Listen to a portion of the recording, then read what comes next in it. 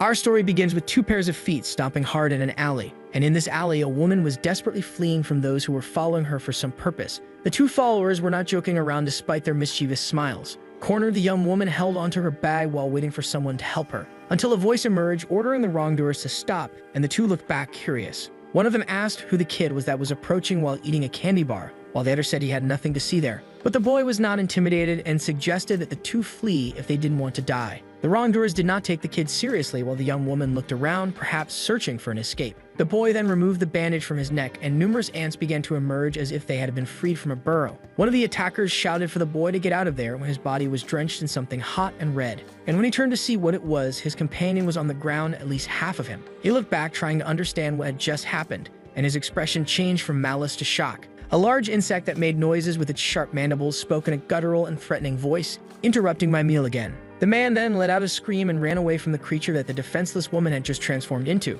The boy watched everything as his body began to darken, overtaken by the ants that were emerging from his neck. And when he faced the grotesque creature in front of him, he shouted, "Black ant." Some mosquitoes hovered over the scene as if they were witnesses, and a man in a white suit observed the alley from behind the safety barriers, while another man, dressed in a uniform that labeled him as the Insect Reaper, documented the crime scene with his camera. The team found traces of a man without his parts and struggled to understand how a fight against insects had caused such chaos. Something caught the attention of the man in the suit as he pondered the information from the only survivor that there had been a boy at the scene. Then he noticed some ants eating the remnants of a candy bar thrown on the ground. The man took out a cigarette while another mosquito curiously flew behind him. With a calm expression, he lit his cigarette and blew smoke at the insect that seemed to be staring at him. The details of the incident were still very loose, and the existence of a boy in that alley left him quite intrigued. The flying monsters resembled insects, and the first case was recorded in 2005. A kind of giant mosquito seen walking through the streets of the city. They feed on humans, just like our friend with a bandage on his neck attacks a bag of chocolate. However, the most concerning aspect was that these beings lived among humans,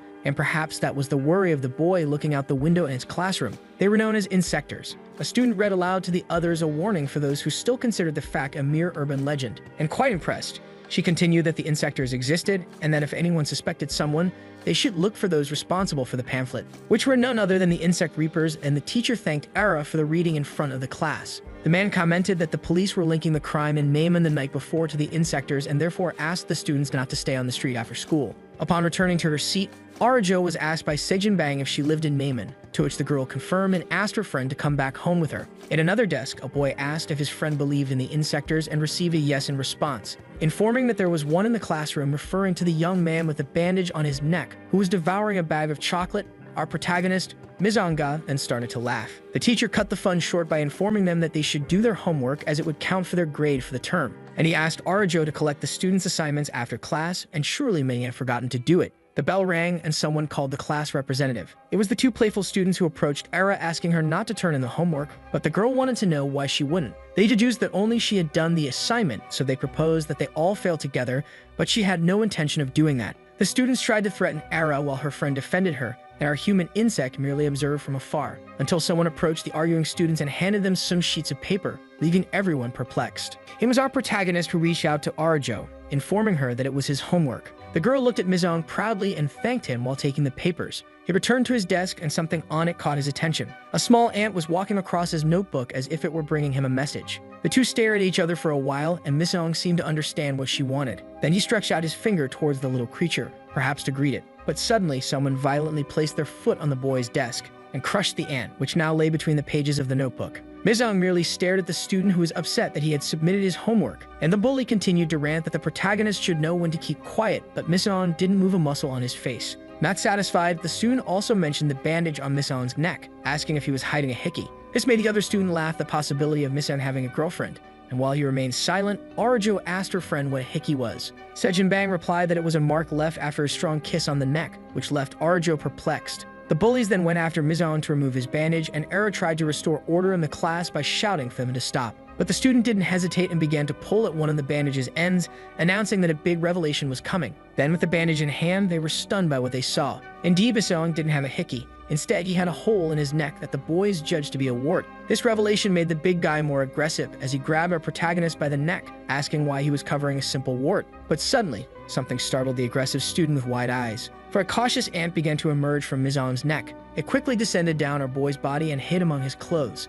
The student let out an indignant scream at what he had just witnessed. Then he released Miseong and fell to the ground, shouting that an ant had come out of his wart. Sejin asked if Era liked our insect boy, but despite it being evident on her face, the girl denied it. However, after thinking for a moment, she listed the qualities she saw in Miseong, almost without realizing that she was crumpling the boy's homework. Ara went to the teacher's room, and the man noticed that only she and our protagonist had done the homework. Then he let out a curse that made the girl jump in surprise as a reaction. As punishment, the old man informed the girl that only Miseong and she could go home while the other students had to stay and clean the incineration area. Arajo thought that the bullies would be irritated by the news and considered staying to help Sejin, especially out of fear of going home alone. It was then that she realized that Miseong also lived in Naiman, and so she thought to ask the boy to go back together. She walked down the hallway and came across our boy adjusting the bandage in front of the mirror, then called out to him. Miseong looked at her as the girl approached, commenting on the teacher's decision for the other students who hadn't done the homework, and she continued that only the two of them could leave and hopefully asked the boy if he would like to accompany her back home. However, Miseong apologized and informed her that he already had plans for after school, which left our class representative somewhat embarrassed. In the incinerator, the class bullies were outraged by the punishment, ranting against the teacher in every corner. Sejin tried to encourage the boys to complete the punishment and go home, but they questioned leaving without doing the assignment, to which Era replied no. It was then that the girl noticed that her friend was with them in the room, and curious, she asked what Era was doing there, to which the class representative answered the obvious, even though Sejin wanted to know why she hadn't gone home. Arajo, with tears in her eyes, replied that she would wait for Sejin, who, upon noticing her friends crying, became worried, especially when she learned that Miseong had rejected her, but she almost shouted at the news and Arajo asked her to speak quietly. Sejin commented that it was her friend's chance to have a boyfriend, even thinking he was cold and stupid. However, Era defended the boy, saying he was a good kid and that her friend didn't know him well. Sejin was upset to learn that her friend would let her go home alone, but Era justified that she had the right, just like the bullies who felt entitled to sneak away. And when they walked, they decided to talk about the ant that had come out of our protagonist's neck, while the students swept the ground in the piece of her headphones. The boys were not very pleased with Miseong's presence in the class, and to avoid giving up on studying, they decided to teach our boy a lesson. It was a relief to imagine the boy getting a beating, but something caught the attention of one of the bullies. And in the dim light of that incinerator, something with 4 lights as bright as headlights appeared before them, saying something like, "Homework." Suddenly, there was a quick noise and the strong student felt his face bathed in ketchup while he remained motionless. The student who was sweeping, happily listening to her headphones, heard nothing of what had just happened. And suddenly, the student's coconut rolled to her broom as if in an improvised hockey game. The girl noticed what it was and let out a deafening scream that alerted the other students on the other side of the yard. Another scream and she ran away in panic from what she had just witnessed, warning everyone to run because there was an insect in the area. The creature's leg trembled with its steps, until it revealed itself to the others in its horrendous form with a sharp mouth in the middle of its face, mumbling the phrase, "homework." 2 students tried to escape to the side of the creature that was moving forward, but they couldn't avoid its attack as the sauce gushed out and the others watched the scene in shock. Arajo and Sejin Bang, wide-eyed, saw their friends fleeing amidst that chaos. They began to run with the others and the creature charged at high speed. Another crash and more students were knocked down during the escape as if they were pins on a bowling lane. However, the girls did not give up and continued with all their strength. The creature's steps grew increasingly intense as they fled, until Sejin felt the weight of a hand on her shoulders, and when she looked back, she witnessed another friend being attacked. But in reality, he only used her as a boost to take the lead. Then the girl fell backward, hitting her head against a stone embedded in the ground, and Arajo only had time to stop and scream her friend's name. She returned to help Sejin and knelt beside her, trying to revive her. Then the heavy steps of the creature intensified while Arajo, in tears, did not want to abandon her friend, accepting her fate. The beast roared again, "homework," and stood before the kneeling girl who had little to do. That was when courage took hold of the class representative, and her leadership instinct made her stand up and order the creature to leave. Then a mouth began to form on the horrendous creature, which tried to give a warning to the young leader. A pair of glasses appeared on the creature's face, creating a familiar shape, and thus it warned Arajo that it had sent the girl home. With wide eyes, Arajo realized that the monster was her teacher. However, without hesitation, the insect raised its arms like a hammer and shouted, "Why didn't you listen to me?" And it brought its heavy hands down on the students mercilessly. Then suddenly, before the monster's limbs could touch the victims, numerous ants appeared in a trail and blocked the attack, sending its arms flying away. And Arajo, who awaited the impact like Christ the Redeemer facing Guanabara, seemed unable to believe what she saw. She simply followed that swarm of little black dots everywhere, responsible for her survival. And suddenly, there was a loud bang and a man in black armor appeared on the ground in a fighting stance, surrounded by ants as if they were part of him. He then faced those present, who could see his eyes shining behind that closed and intimidating helmet. The masked man was ready for battle while Arajo, unconscious, had no idea what was happening around her. He protected her in his arms when the insect teacher called him by the name of Black Ant, the destroyer of kin. The supposed hero stood tall before the creature, which insisted on saying that it knew his reputation. Then it wanted to know why the ant defeated those of his own kind and acted as a protector of humans. The creature seemed indignant at the boy's actions, trying to convince him that the insects were superior to any form of life. Then the ant, without hesitation, delivered a punch to the creature that caused almost a thunderous sound due to the power of the blow. And the insect teacher flew backward until crashing against the wall, leaving it almost in ruins. The hero insect turned to the girls to get them out of that hostile place in front of so many students who succumbed to the attack. He laid the girls down on the ground while responding that he did not act that way to protect humans, and he firmly clenched his fists, stating that this was not a fight, but rather a hunt for food. The round creature still sprawled out seemed incredulous to learn that the giant ant not only defeated other insectoids, but also ate them. Then the motivated and furious professor rose again to face our hero, warning that it would not be so easy to defeat him, and that he would avenge his relatives. The insectoid transformed into a rock ball with headlights and attacked Black Ant as if it were a meteor on a collision course. It struck his chest directly, but the hero managed to balance his body and plant his legs on the ground. However, the impact was so intense that he slid backward, holding the ball professor until he destroyed the fence surrounding the incineration yard. The hero fell from the blow, perhaps not imagining the creature's immense strength, which boasted that it did not need arms to defeat a mere ant. Then it called him insignificant and jumped so high that the ant seemed to be facing the moon, blocking the sun in broad daylight. And when it reached a considerable height, it let gravity take over, shouting that it would crush that insect. The creature increased its speed as it descended and activated its war cry, "Homework," while the hero, still somewhat dazed, watched the enemy approach, until the fierce blow from the professor came, almost burying the ant in the ground due to the force of its rocky body. Black Ant had little to do in that situation, so the professor unleashed several attacks on him, which perhaps only did not crush him because of his armor. The big creature moved away again in the air, revealing the hero completely dazed inside the crater formed by the blows. The ball insectoid, still in the air, faced its equal on the ground and threatened that it would beat its opponent. And for a fraction of a second, as if talking to his little ants, the hero whispered, "Get ready." Then the professor descended again with ferocity, shouting that it was time to put an end to the traitor of the species. Black Ant only had time to look up and give the order, "Run," until another impact from the ball insectoid hit the ground, causing a tremor that sent stones flying in all directions. As the smoke dissipated at the attack site, it was possible to see the crimson liquid mixing with the sandy terrain.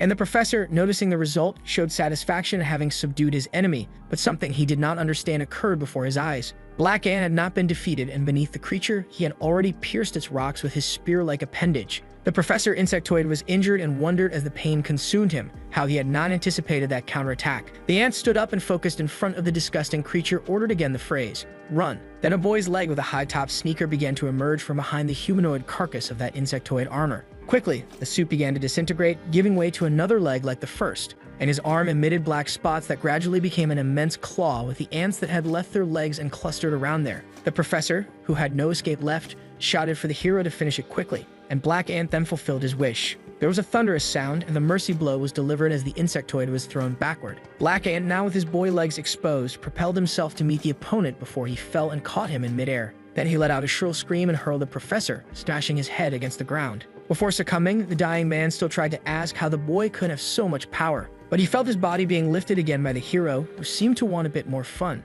The ant let out a piercing scream, showing his fangs, while the professor shook his legs, begging for mercy. But the protective insectoid seemed determined and sank his claws into the cavities of the rocky insectoid. The professor then, before being eliminated, screamed in the midst of pain that the student should not forget to turn in his homework, and the ant finished off the man, crushing him without hesitation. The rocks turned to crumbs, leaving only the professor's glasses to tell the tale. Thus, the hero left the yard, celebrating with his little ants for the success. Gradually, he began to shed his insectoid form and returned to being the young Miss Own. The boy walked away from the site when suddenly another insectoid form appeared among the trees. He stopped abruptly upon noticing it, but did not turn his gaze, and the creature, also clad in armor and a helmet, watched him. The mysterious insectoid remained still while feeling the black spots that followed Mission, contrasting with the gold of its armor. In the incineration yard, only the professor's glasses remained from the battle, and the insect reapers isolated the area to investigate while controlling the curiosity of students and reporters trying to take photos of the incident. Meanwhile, the man in the white suit, alongside a type of warrior carrying an axe on his back, discussed how they hadn't arrived in time for the battle. The axe-wielding man, who also wore a mask, crouched down in front of the yard and judged that from the mess,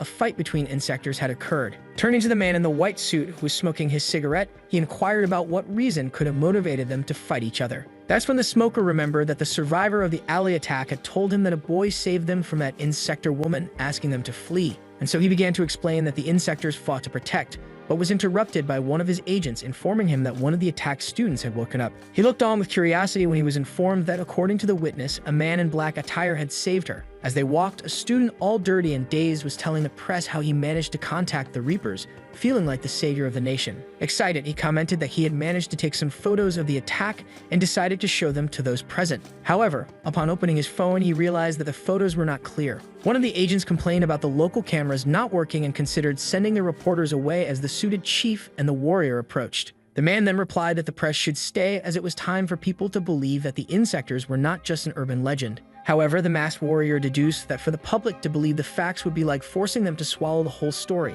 That's when they noticed Arajo on the phone with her mother, reassuring her that she would return home safely. And the girl, with her imperative manner, put on the oxygen mask, alerting the chief of the Reapers that he should not smoke on school premises. Thus, the man apologized, extinguishing his cigarette, and explained that it was a mosquito repellent. As the day progressed, the man in the white suit, despite being moved by the situation, wanted to know from Era what had happened at the site after all. And completely traumatized, the girl recounted that after the monster teacher attacked the students, a man in black attire appeared. Curious about the witness, both the chief and the warrior wanted to know why the girl believed that the savior in black was indeed a man. Then Arajo replied that she couldn't remember much due to fainting, but everything indicated that he resembled a man and not a monster. The girl leaned against the car, her expression more relieved as she recalled the figure in black, and added that he had protected everyone. The chief, who was paying attention to the young woman's account, also asked if there was any student who was not participating in the cleanup of the yard. And the girl replied that there was one student, so the man wanted to know a little more about the absent boy. When night fell, Mizong went home and found his grandmother, who seemed happy to see him return.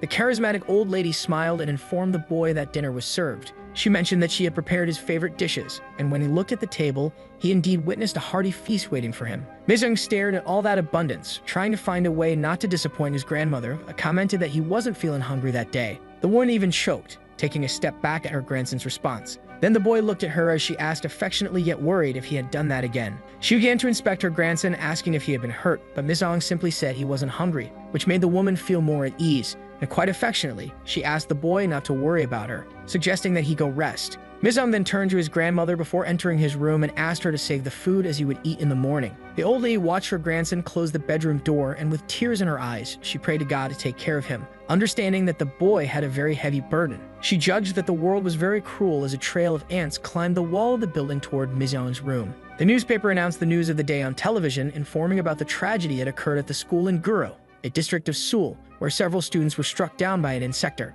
On the TV in that dark room, the reporter explained about the teacher, who had become a monster, demystifying the idea that insectors were just a legend. As the ants approached Mizong lying on the bed, an interviewer responded that he never imagined that about the teacher for his simple homework assignment. And the boy, stagnant, let the ants return to their hole in his neck, while on TV people wished for the end of all insectors. Thus, our protagonist began to close his eyes and fell asleep with his co-sisters back to what seemed like an internal anthill. In a suspicious building with connections to child abduction, 3 police officers were investigating, advancing floor by floor. They continued to climb until they heard a noise, and the operation leader signaled with his hand for them to wait. They then leaned against the wall, alert to the sound with weapons in hand. And the anxious leader crept along the wall until he approached a room without a door. Then his expression changed strangely with what he had just witnessed. For inside the room, there were cocoons hanging with children who cried and begged for their mothers. Outside the building, a white Jeep waited patiently, and inside the vehicle was the man in a white suit accompanied by 2 more agents with anxious expressions. The driver named Ta commented in a dull manner that he hated waiting and suggested that they execute the rescue mission themselves. However, the passenger named Sam reminded him that the company was under the government and therefore the police had jurisdiction when an insector was found. Until suddenly, the onboard command of the car with the symbol of the insect reapers began to emit a radio frequency, and the message that came with a plea for help put Ta in a good mood in front of a reluctant Sam, even in the presence of the boss. Ted touched his partner's shoulder upon noticing his nervousness, but the man beside him, making a strange noise, explained that it was just his silent way. Then the boss in the white suit named Pio ordered the agents to stop joking and told them to follow the call while taking his repellent cigarette out of his pocket. Meanwhile, a blade was cutting something with speed, and in this way the police were rescuing the children hanging in those disgusting cocoons, until one of the soldiers asked if they shouldn't wait for the insect reapers, and the leader replied that they couldn't waste time or the children could die. Then the officer noticed that one of the children was not responding to stimuli, and the leader shouted for him to break the cocoon because the victims needed air. The man began to tear the wrapping, and the face of the desperate child emerged from the webs while he tried to calm her, informing her that she was safe. The knife made a cut in another cocoon, and the soldier tearing the webs asked if the child inside was okay. Then a dragged voice came from the wrapping, asking what the man was doing. Suddenly, something shot out at the officer from inside the cocoon, hitting him squarely in the forehead, and the leader only had time to look to the side. It was then that the cocoon in question began to dissolve, revealing a huge insect that flapped its wings rapidly. The dragged voice again asked what the police were doing with its babies, and the leader was startled by what he saw while holding one of the children in his arms. The creature was a massive insector with a spear-shaped stinger in place of a nose, and fiercely, while flapping its wings, it demanded an answer to its question. Suddenly, another officer entered the room calling for his captain, and without hesitation, he unloaded the magazine of his rifle against the monster in front of him. But the creature was swift and charged at the soldier, taking him down with its spear stinger. The captain's eyes widened in disbelief that the monster was faster than a bullet, and he was certain it was an insector when the creature came toward him to eliminate him. But before it could strike, something hit its face, saving the captain from what would have been his certain death. However, the shot had only split the monster's stinger in half. While the man, in disbelief, felt the projectile pass close to his ear, coming through the window behind him, revealing a tall tower outside. And it was from this tower that Sam, with exquisite precision, fired the shot that saved the man.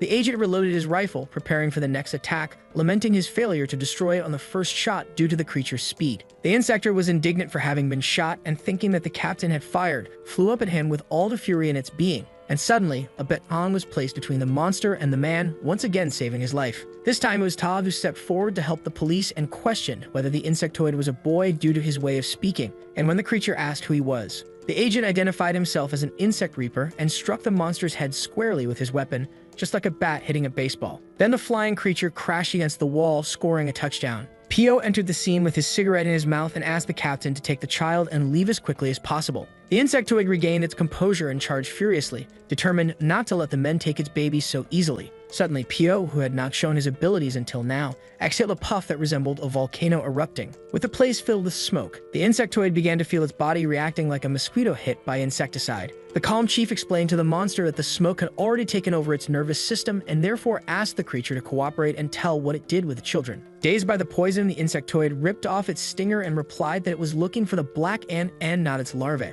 Ted did not seem to like being called a larva, but Pio, in turn, showed more interest in the name the creature mentioned. That was when the creature revealed its trump card and, unwilling to talk, shot dozens of arrows that shot out from its face towards its enemies. Pio, noticing the attack, inhaled his cigarette with all the breath he had and blew forcefully towards the rapidly approaching arrows. Tat also did not fall behind and skillfully blocked the arrows coming in his direction with his baton. The creature used this attack as a distraction, but before it could reach the window, the chief alerted Sam in the tower that the creature was escaping. But only a scream of pain was heard over Pio's radio, and without any shots fired by the man in the tower, he asked what happened. But Sam was injured by the monster's arrows and informed that it was very fast. The agents inside the building were frustrated, and Ta commented that Jin would be disappointed in him, so they decided to leave the location. After the incident with the insectoids, the school was closed for a week, and flowers were placed on the desks in memory of the students who lost their lives during the attack. And while Su Yang received a medal for being the first person to report an insectoid, Arjo saw on social media that the boy did not deserve such pomp, and she thought of Sejin in the hospital,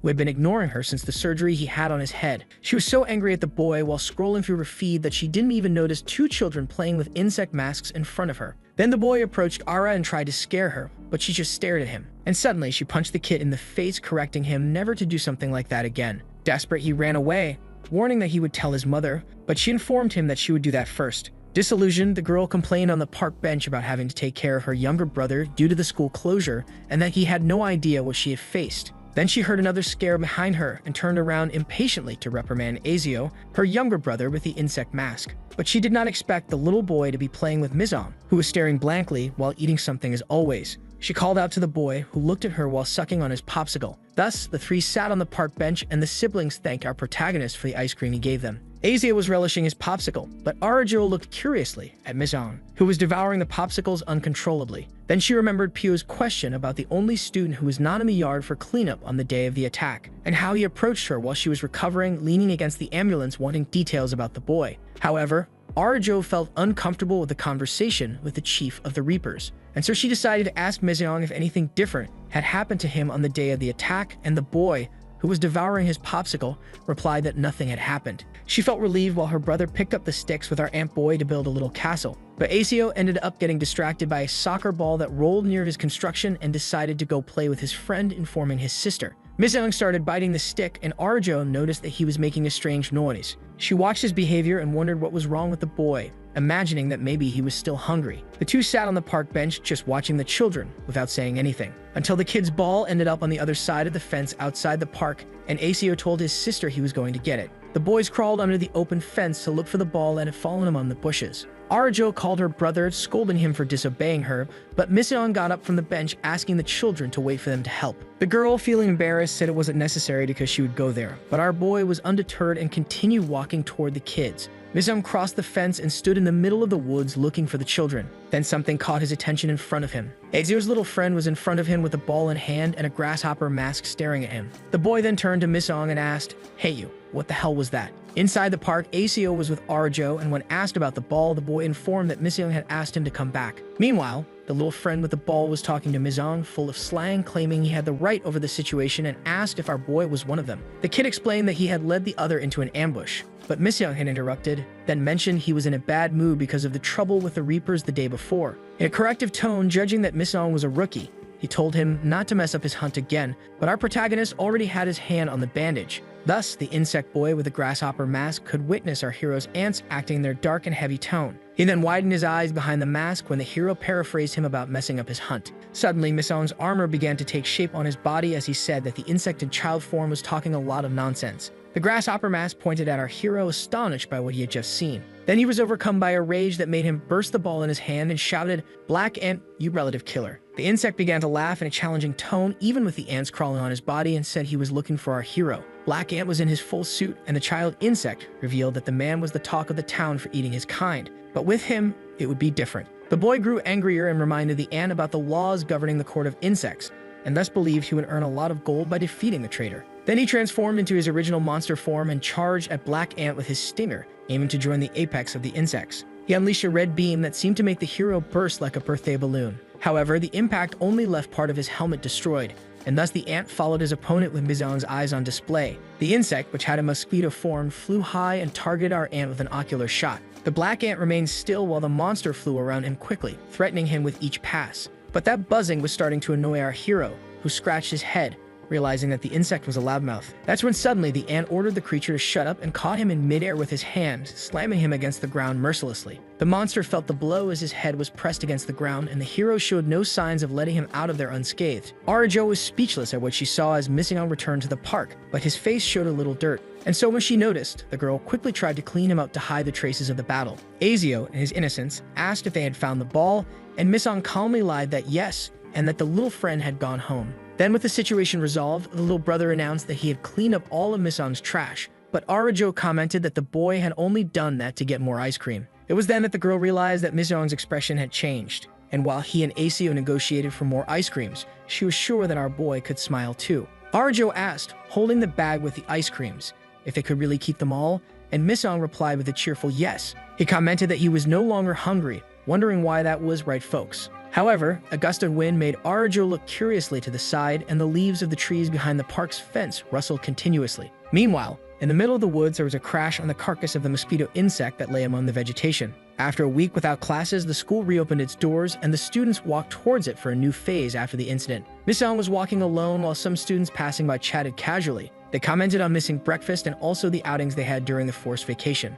Then, when they noticed Missing behind them, they decided to stop talking as if they were ignoring the boy. In the school corridor, Arajo, who was holding one of the flower branches for the memorial, looked indignant. There was a notice on the wall about the closure of her class, and the students would be reassigned to other classes due to the incident. Then she noticed that her name was in class 5, and luckily her friends Sejin and Mizunong would also be in the same class. But what upset Arajo was the fact that she would no longer be a class representative. Thus began the first day of class in the new class 5, and Arajo, feeling down, scrolled through her phone while the other students took their seats. The girl looked desolate as she fiddled with her phone because all the messages she sent to Sejin were ignored. Then, feeling quite bored with the situation, she couldn't believe she ended up in a class she thought was filled with idiots. One of the boys was fawning over Su Yang, wanting to know details about the day of the attack, and the boy recounted it as if he had been a great hero of the day, which made Era furious. A blonde girl sitting next to Arajo also seemed uncomfortable with what she was hearing. Then she stood up from her desk while our girl curiously followed the tall girl with her eyes. The girl walked towards the group of students listening to Suyeon's nonsense and delivered a front kick to the boy's stomach without hesitation.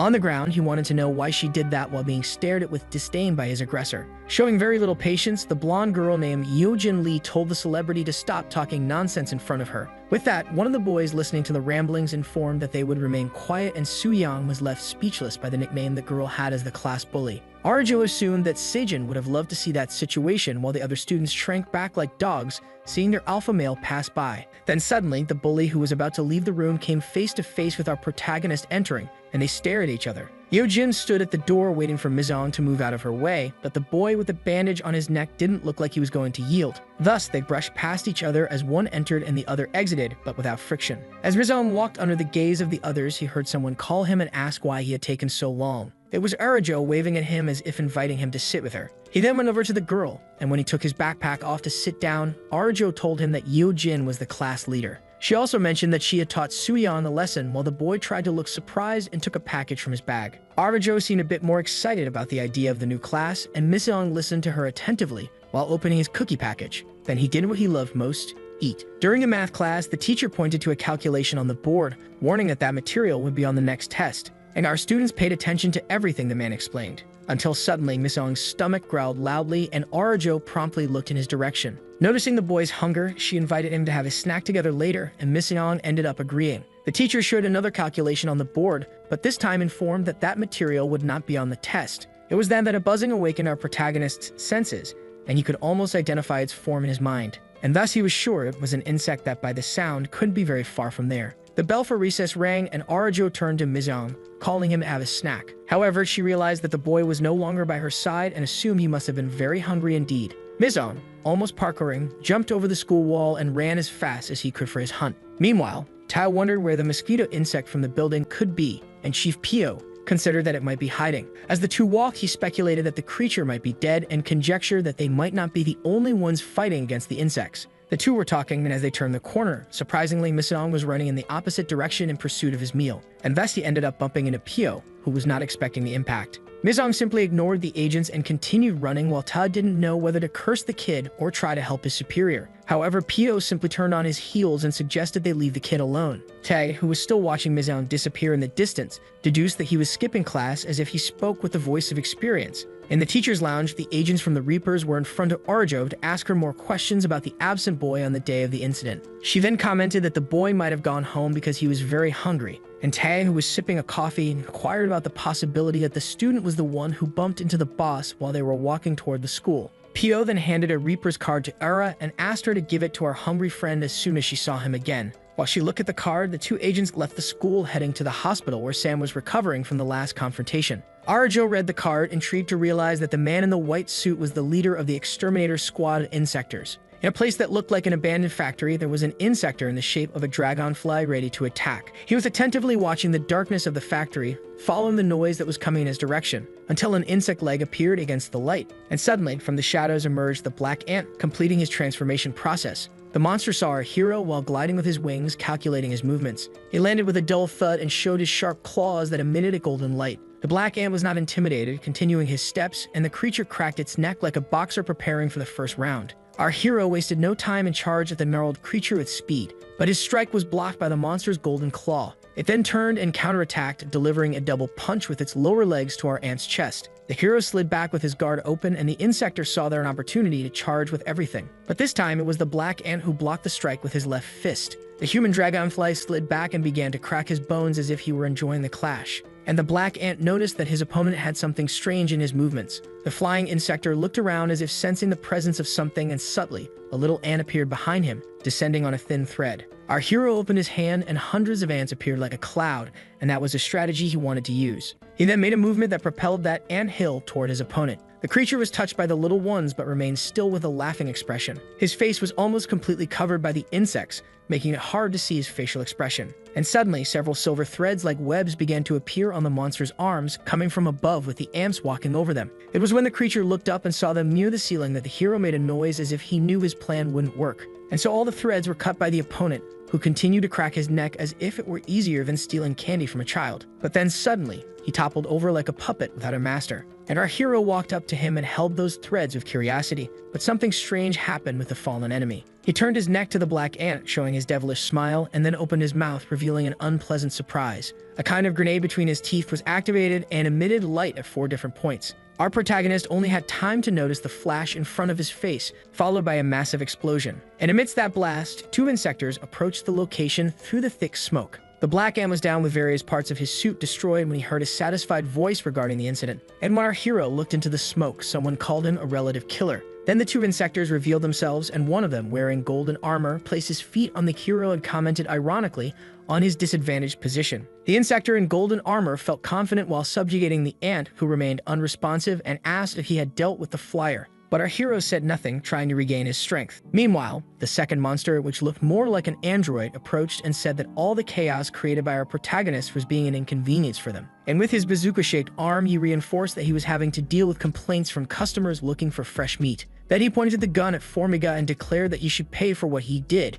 But the other Instatora made a face that showed she disagreed with the judgment. And before the robot monster could fire its shot, it lunged forward to deliver a powerful kick to our hero's face, which automatically dislodged the helmet from his body. The ants began to dissipate where a head once existed, and the blow was so strong that it chipped the pillar. The golden Instatora found it strange that Formiga had an empty head while analyzing the damage. But suddenly, the android insider shouted, "Silk, above you." And our boy, who only had the gauntlets of his ant suit, came crashing down in a hammer position to attack the Silk enemy. Thus, he struck the Insitora's head squarely, causing her to fall forward with the force of the blow. Misung touched the ground and quickly propelled his body to attack the second Insitor, leaving no chance for defense. He then unleashed a flurry of punches like a meteor against the opponent. However, the robotic Insitor withstood the attacks and balanced itself, activating its bazooka to counterattack. The weapon fired a kind of rocket that exploded, hitting our hero. But Misung blocked it with his gauntlets and then delivered another right cross. But he was halted by some blue wires before his fist could touch the opponent's face. The robot Insider stared at the punch that almost hit him when a determined voice said, "That's enough." And Misung saw his arms trapped by Silk's thread as if they were shiny webs, and the Instatora commented that despite being intelligent, the boy had acted recklessly. She was sure of her victory and thus threatened Formiga with fury that he would wish he had never become human. That's when she began to spin like a spool, rewinding its thread, and Misung needed to find a way to free himself from those webs. But the boy looked back, and upon realizing he couldn't move, the Instatora advanced toward him and delivered a spinning kick to his face. Misung still tried to defend himself, but the blow was so strong that his expression of pain was clear and he fell once again. Our boy knelt down and suddenly felt the heat of the bazooka kiss his face, powerless to move. The robotic Insitor activated the shot against Misung, who was practically defeated. He widened his eyes because he knew he only had 1,000th of a second to act before the weapon was fired. And suddenly he shouted almost in despair, "Run!" That's when his suit, which was outside his body, began to disintegrate in response to his call. The bazooka was loaded and hot like the mouth of a dragon as the ants forming Misung's suit rushed toward the boy swiftly. The robotic Insitor aimed its weapon at our hero and, understanding that the hunt was over, released the shot that produced a massive explosion. The shot caused enormous damage to the factory, leaving a pillar completely destroyed and consumed by fire. But the weapon was aimed upward with a stick directing its aim, and thus a voice warned that fireworks were punishable in that district. It was Todd who had arrived at the scene and prevented the robotic Insitor from hitting Misung, who was completely defenseless. The agent, still holding his stick, looked at the monster and asked sarcastically if the insects use leaves as currency. Then the creature jumped back, evading the blow launched by the new opponent as if it recognized his strength, and it posed next to its partner, who was watching everything attentively. Tech took a guard position and, looking at all those Insitors gathered, deduced that they were making a huge mess. Then Pio approached slowly, ironically informing that he couldn't let this pass while pulling his cigarette from his pocket. He took the opportunity to light it in the flames produced by the explosion, and he looked at the destroyed building, questioning if the creatures took them for fools. Our protagonist said nothing as he tried to recover, and Tae, who was swinging his stick among the Insitors, commented that he was already fed up with this. It was then that Pio faced everyone with an air of superiority and threatened, saying it was time to show who was the boss.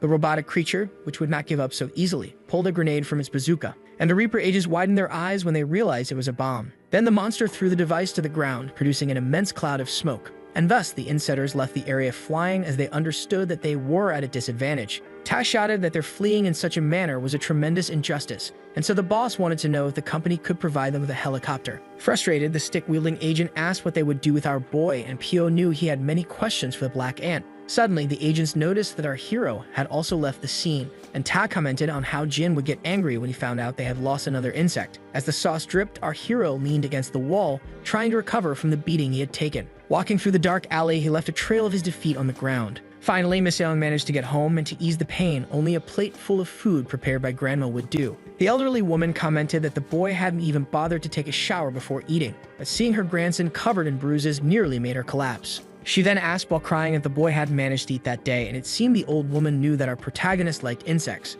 That's when Miss Young, with his mouth full, informed her that he hadn't eaten anything and therefore needed to replenish his energy. The boy took a respectful forkful and could only think about eating as if it would help him control his animalistic urges. After the meal, he went to his room somewhat dazed and closed the door behind him, feeling the weight of the day on his shoulders. Struggling against his own pain, he looked up as the voices of the insectors questioned his attitude towards his kind, pricking at his mind. Miss Young remembered the monster teacher asking him if he protected humans that fateful afternoon at school, but he knew that wasn't his purpose and began to pull at his garments as various marks were exposed on his body. Miss Young screamed in his consciousness that he didn't care about humans while recalling the insect mosquito, mentioning the court of insects. He was uncertain about this hierarchy as he contorted his body, covered in black spots that seemed to activate his insanity. The boy could only think about eating compulsively, and all those spots revealed themselves to be ants inside his body devouring him. Then he knelt and screamed almost in agony, knowing that if he didn't eat, he would become the meal for his sisters. On a full moon night, an abandoned warehouse stood out, and inside, a blonde person in a hood and mask was pulling a heavy rope. 3 bundles were being dragged by the person down that sinister corridor.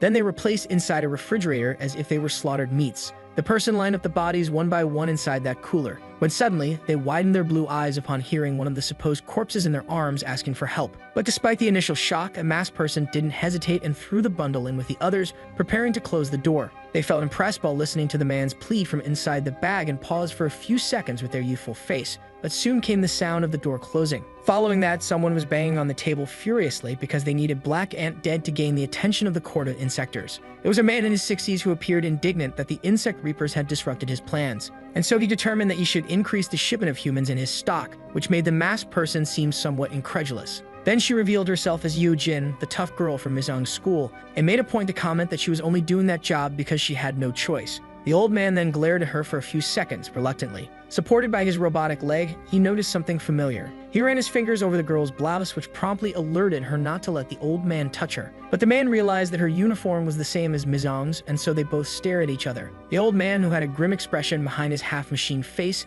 asked intimidatingly if the girl knew the identity of Black Ant. But Yoo Jin pulled the man's hand away from her clothes, trying to convince him that there was no reason to know our protagonist. Then, somewhat suspicious, the robotic old man ordered her to find him and put an end to the hero, but the perplexed girl replied that she wouldn't do his job. Suddenly, the man grabbed Yoo Jin by the neck before she could finish her sentence about her objective. The girl felt the man's fingers tighten around her throat as he said she wouldn't stand a chance against the court of insectors. That was when barking was heard, and the man, still holding the girl, turned towards the noise. A fierce dog was barking outside, and a pair of legs was running across the warehouse grounds. There was a bald man with a number on his chest fleeing while the animal followed closely behind, trying to stop him. The old man looked out the window to understand what was happening and later went to check the security cameras through the monitor. He noticed that the refrigerator was open, but the girl promptly defended herself, claiming she had locked it. The robotic figure did not worry about the fugitive, as in its conception, there was no scarcity of humans for its purposes. And so its right arm began to emit a light and turn towards the girl to continue their conversation. Yoo Jin, still feeling the marks of the man's fingers on her necks, said she was out of that partnership. The old man, who showed no signs of distress, simply snapped his fingers as if striking a match.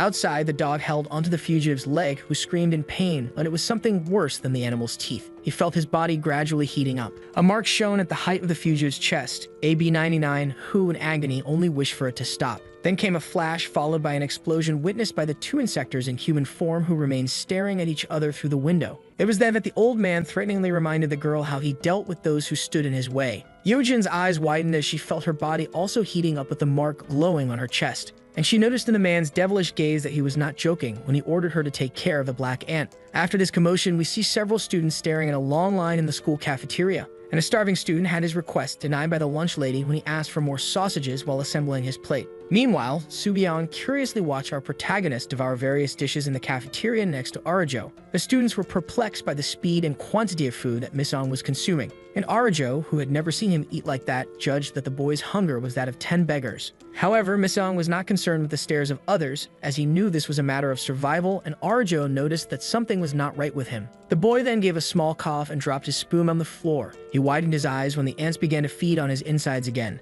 Then, writhing in pain with his body covered in spots, thoughts, he did not see Arjo approaching, wanting to know if he could help him. Subyang seemed distressed for not having gotten the sausage while our boy cleaned out the pantry. Thus, the celebrity student went to Mizong, who was fighting against his instincts, and asked if his father was the owner of the school. But Arjo interrupted the conversation and explained that the student had paid 10 times more than anyone else to be able to eat as he wished. And our boy did everything to not show the extent of his pain, while Suyang commented on Mizong's exceptional capacity. So he crouched down next to the boy and suggested provocatively that he could be an insector. Mizong's head thumped like a drum while the annoying student kept rambling on, and the others grew increasingly curious about the unusual scene. Yojin, who was nearby, paid attention to the discussion between Arjo and the braggart, who continued about our boy not being present on the day of the incident. Mizong couldn't even defend himself against the accusations, but Arjo was firmly doing the work, and Suyang, like a detective, connected the facts to his advantage. Meanwhile, the ants inside the boy seemed insatiable to the point that the discussion around him resembled echoes in the dark. Suyang continued to shout while leaving our former class representative without arguments. Then suddenly, someone covered the annoying boy's mouth with a hand. It was Mizong who gathered the little sanity he still had to lift the boy off the ground as a sign of enough. Stuvion felt the strength in Mizong's fingers squeezing his face, and his eyes conveyed apparent fear. Our boy was almost losing control when Arjo, worried, pleaded for him to let go of the annoying boy. Then Mizong threw him away, and he ended up colliding with another student, who was calmly carrying her meal tray. The path opened, and our aunt fled desperately, while Arjo called out to him. Yojin was visibly intrigued by what happened, and Suyang, who had started the ruckus over the sausage, now had two in his hair. Mizong ran up the stairs to the school terrace, desperate because he couldn't satisfy his hunger. As a result, his bandage opened, and his sisters began to emerge amidst his agony. Then he realized that there was no longer a chance to control the ants while his bandage touched the ground. Mizong screamed, and the helmet of his suit took shape, indicating that the ants were beginning to gain control over his consciousness. He felt as if every part of his body was filled with the will of that community that still lived in harmony with his being. It was then that a voice emerged from the terrace indicating that it recognized an insector. It was Yujin who, while observing the boy's despair, asked if he wanted to announce to the world that he was the black ant. Seizing the opportunity, the girl explained that it was nothing personal and thus began to let her insector form appear. And when the webs emerged around her and her suit came to life, Mizong, furious, still had the strength to recognize that creature he had faced the day before. He charged swiftly in her direction to devour her as best he could.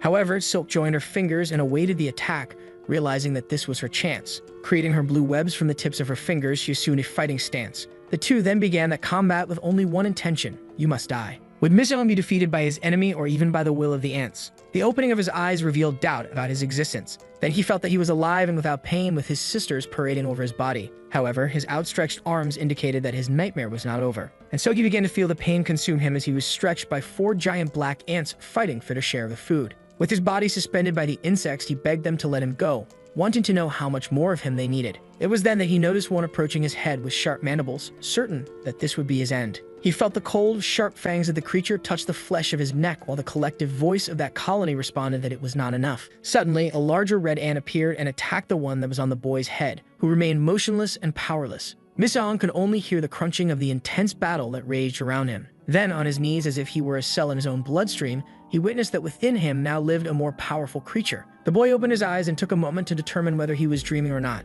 Then he sat up in bed in silence as he composed himself from the last few hours. And so he brought his hand to his neck, realizing that the pain had left him. Dressed, Misidong went to the living room of his apartment, trying to remember what had happened on the school terrace. But noticing that the ants were calm, he judged that he had managed to defeat his last opponent. While trying to remember the name of the insector, he saw his grandmother on the couch commenting that she would make something for him to eat. But the boy was not hungry. The old lady asked if he had managed to catch any insects the day before, but Mizong, who did not remember, wanted to know how he got home. And while drinking milk, the boy heard his grandmother say that a slim girl with blonde hair had taken him home. Mizong almost froze at the news, and the old woman continued that he arrived in the arms of the young woman covered in blood, and that even though she was friendly, she seemed to have many problems, and so she asked her grandson if she was like him. But Mizong, who did not know for sure, simply replied that Yojin was a schoolmate, trying to figure out what could have happened to the ants. But suddenly, he widened his eyes as if he had felt something different, and his instinct revealed the proximity of another insector. Mizong could no longer pay attention to what his grandmother was saying because his focus was entirely on the possible threat.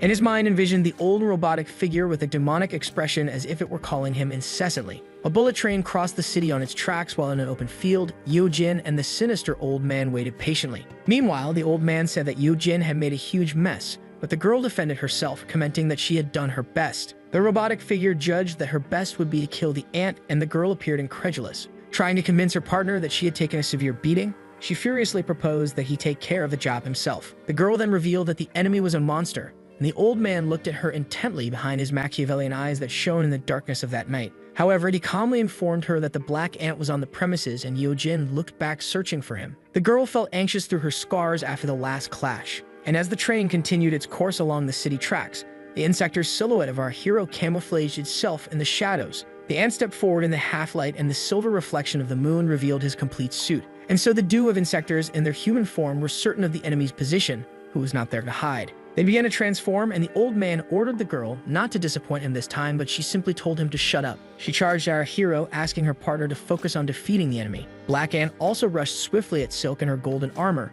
which soon positioned itself to deliver a kick to her opponent. The hero blocked the insect's kick with his left arm and prepared his move, shouting to his ants, "Run!" Then, concentrating the ants in his fist, he delivered a powerful punch that hit Yujin in the stomach, sending the girl flying backward. The impact was so great that Silk couldn't stop her body, and the ant found himself alone in that open field near the station. The girl, still recovering from the blow, noticed that the hero was stronger than in their previous encounter. And when she saw him turn his back to her, she shouted, asking where he was going. Even injured, the furious girl threatened him, saying she wasn't done with him yet. But Miss Young wasn't interested in fighting her, so he asked Yujin to stay out of it while facing the opposite direction. The black ant knew that her true opponent was the robotic insect that eagerly awaited his movements. She grabbed her protagonist's foot, thinking it would be an insult for him to show mercy for having saved her. Then, still on the ground, she commented that she shouldn't be underestimated, and since she could defeat him, she inquired about the possibility of achieving her goal and getting revenge on the court of the insects. The half-android insect expressed his frustration upon seeing his partner crawling at Mizong's feet, and then judged her to be a truly useless insect.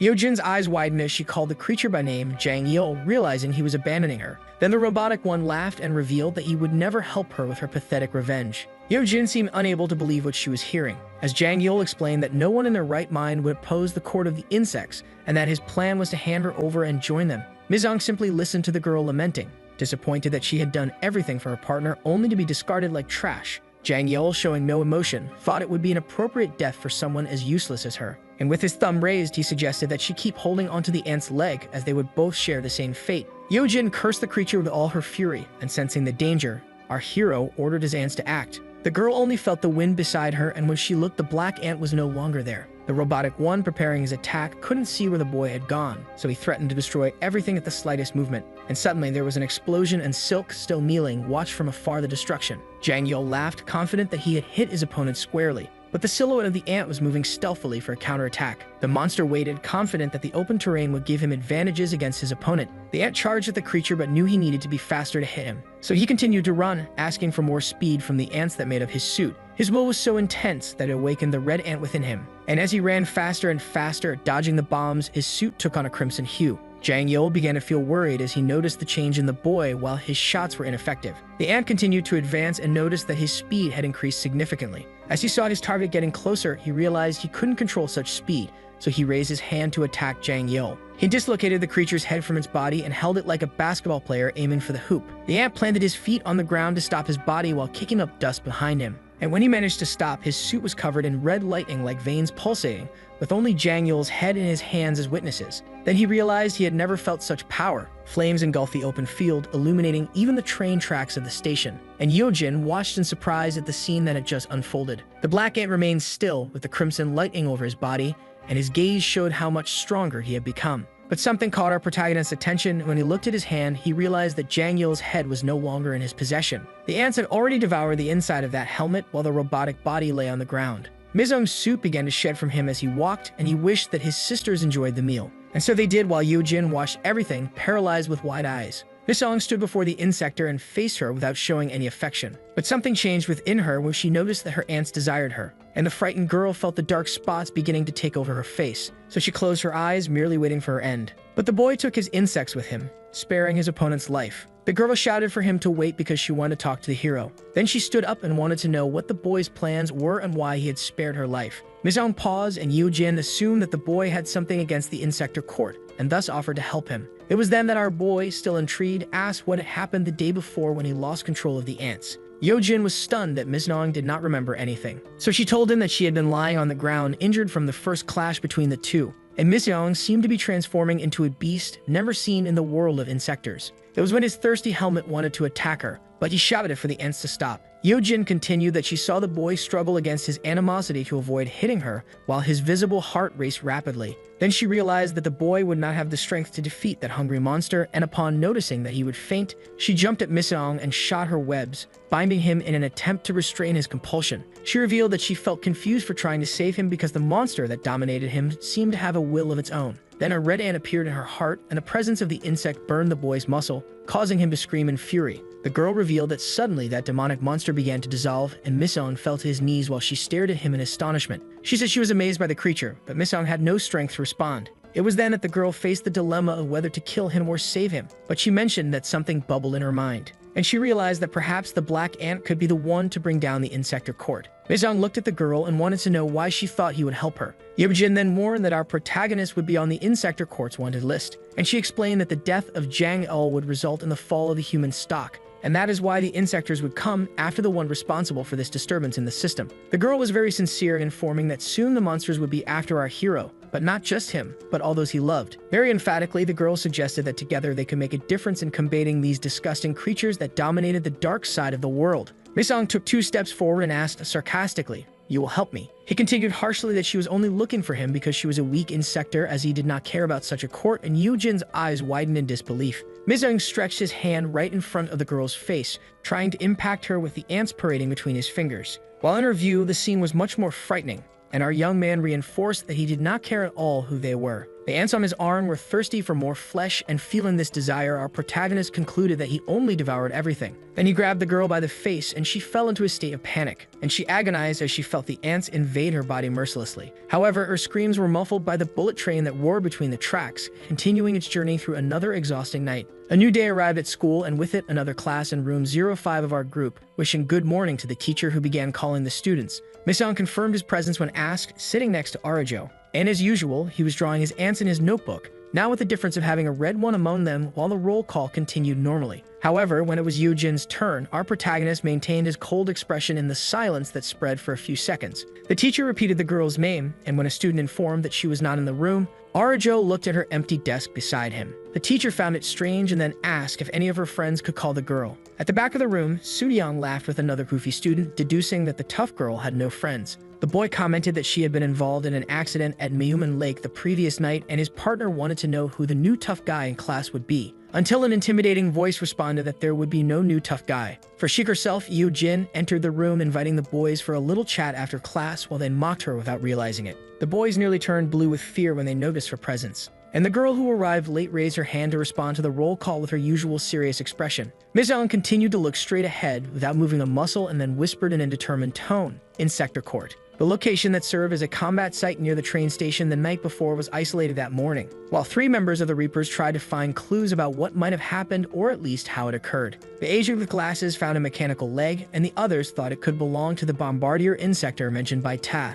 One of the agents was inspecting the area, somewhat complaining about the job, until he found a transparent package on the ground with something suspicious inside. Meanwhile, a brute appeared wanting to cross the cordon, but the agents tried to stop him. The glasses-wearing employee who found the suspicious package looked curiously in the man's direction. And at that tense moment, the other agent, who had a sword on his back and was smoking a cigarette, placed his hand on the man's shoulder to restrain him. The big guy, without a word, slapped the agent's arm, causing his cigarette to fly far away along with his hand, as if they were friends going on vacation. Then the agent let out a nostalgic scream, but it was for the cigarette. Thus, everyone realized it was an insector and prepared for combat, judging the creature's attitude to be very presumptuous for facing them alone. But the big guy, who had not yet revealed his monstrous form, smirked ironically. The agents began to call for reinforcements, due to the presence of the insector that invaded the isolated area, while its body released a frightening aura. The glasses-wearing employee crossed his arms to defend himself with his weapons, but his expression was one of fear. And the brute showed his fangs as if he were a crazed beast and attacked mercilessly. The insector then picked up the phone and called someone named Bad B,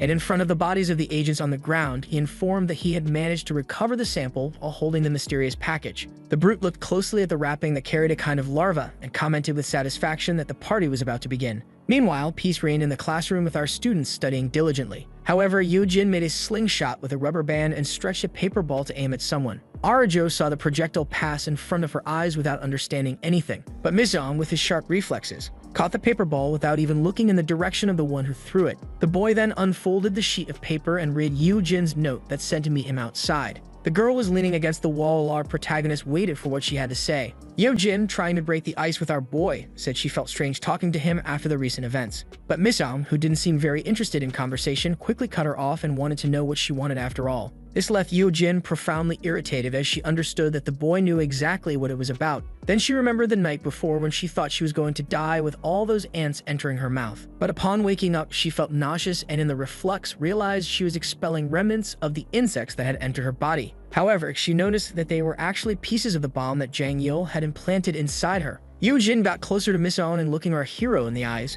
commented that letting her live could only mean he accepted their partnership. Then the boy straightened up and made it clear that the insector was nothing more than food to him, thus threatening to devour her whenever he wanted. Miss-aum quickly removed his bandage to show he was not joking, and Yo-jin almost hysterically begged him to hold the ball. And she tried to convince him that she could be of great help against the insector courts since they would be after the boy. Yo-jin emphasized that the only goal of the court was to eliminate humanity and rise to the top of the food chain, sweeping away anyone who opposed their path. But Miss-aum, uninterested in the girl's arguments, placed his hand over her face to stop her. Yo-jin flinched at the trigger in the boy's movement while Arajo watched everything from the window like those gossiping aunts. And upon observing the two in the middle of the discussion, Arajo felt a twinge of jealousy. Then she stepped away from the window, crossing her arms, and wondered when the two had become so close. Arajo found herself curious about the conversation of two other students who were commenting on some superhero suit they were seeing on their cell phone. And indeed, it was a very imposing armor of one who presented himself as an anti-insector alongside a scientist in the publication in question.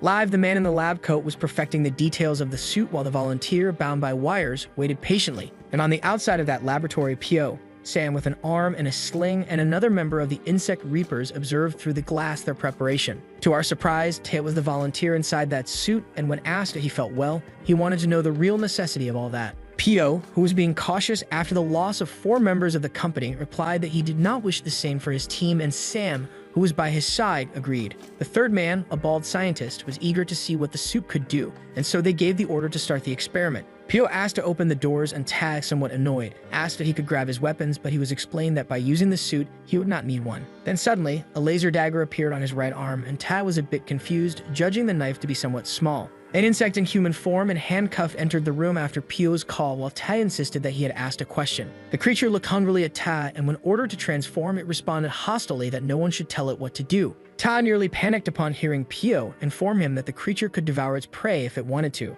The insect opened a slight dark smile, as it had been a while since it had hunted, following its instincts, and thus it lunged at the target. Tae's eyes widened at the speed of the monster, which was already practically transformed and sniffing at his neck. The creature, which resembled a beetle with a prominent jaw, charged with its fist to strike the man, who had taken a defensive position, awaiting the impact. However, Tae opened a confident smile before being attacked. He looked at his laser blade and knew that the suit increased his capacity by up to 80 times. The man focused on the battle while his boss informed him that the beetle insect could move at 180 miles per hour. The monster had a bizarre appearance, as if it had come out of those horror movies full of clowns, and Tae did not take his eyes off it for a single minute. The Reaper blocked the enemy's punch and quickly delivered a sideways strike with a laser blade that immediately pushed the insect away, not knowing where the cut had come from. Then he completed his combo with a kick to the monster's ear, who staggered and flew into the air. The beetle then regained its composure and let out a laugh while flapping its wings, analyzing the opponent who had one of the supports on his arm damaged. The creature noticed and attacked again, finding that hunt amusing. But Tae, visibly worried upon being informed that the suit could not withstand more damage, suggested that the old scientist conduct the experiment in his place.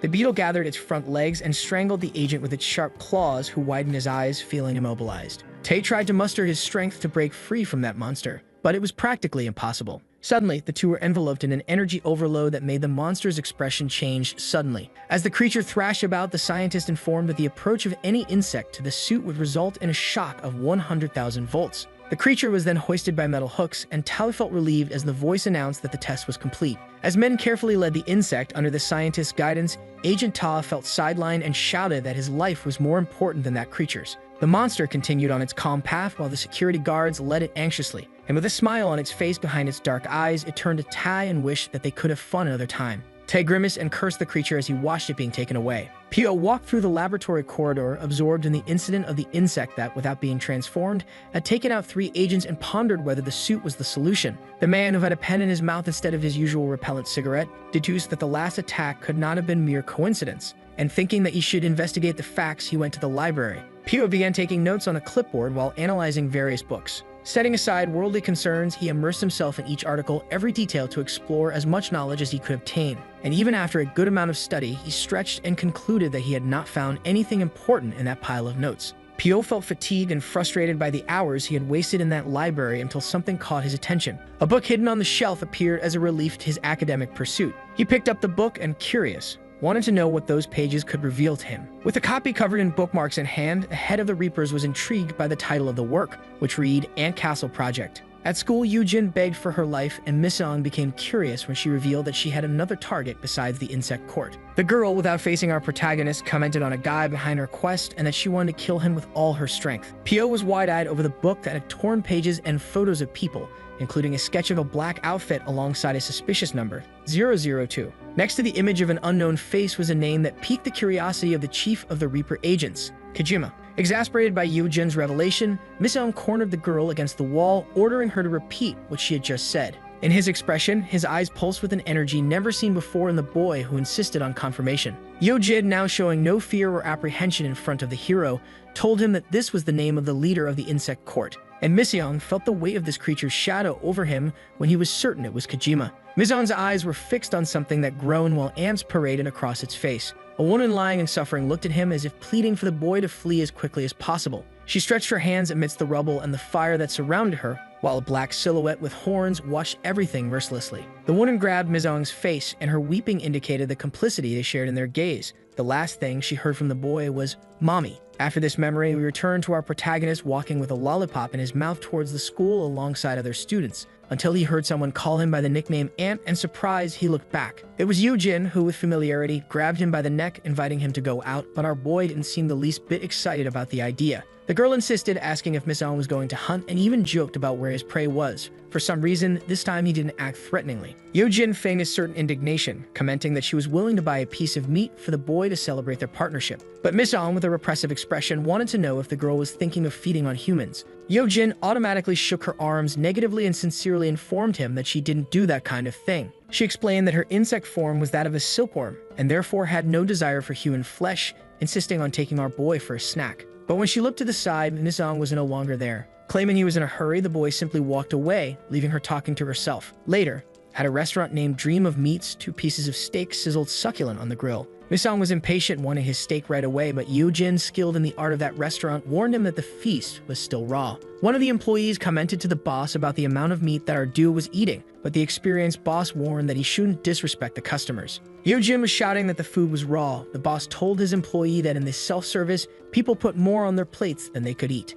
Miss Eun anxiously bit the chopsticks, and the employee wanted to know what was done with the customer's leftovers, so the calm boss informed him that there was a fine for waste. The boss was confident that the duo wouldn't eat everything, and his expression was that of someone who had their fine guarantee, while the employee said, "We're screwed." Miss Eun and Yoo-jin then began to eat, and the young employee seemed to already know what was coming, even in the face of the boss's serenity. Our protagonist quickly grabbed 2 big steaks at once and stuffed them into his mouth without restraint, while the girl, who was skinny, stuffed herself with rolls of meat and vegetables. The boss couldn't believe what he was seeing, and his lips seemed petrified. In the middle of the meal, Yoo-jin asked Miss Eun, who was slurping noodles, what he really knew about Kojima. Then in his mind, the image of his defenseless mother against that sinister creature came to him. But the boy looked to the side and lied that he didn't know anything about the so-called leader of the insect court. Yoo-jin didn't believe him and assumed that the monster had killed his family, so she decided to tell him about the damage the insect had done to her life. Kojima reaped the lives of the girl's parents, who still vividly remembered what he said before leaving and sparing her life. Yoo-jin recounted that the monster darkly warned her that he didn't kill his equals and threateningly advised her to stop being weak and evolve.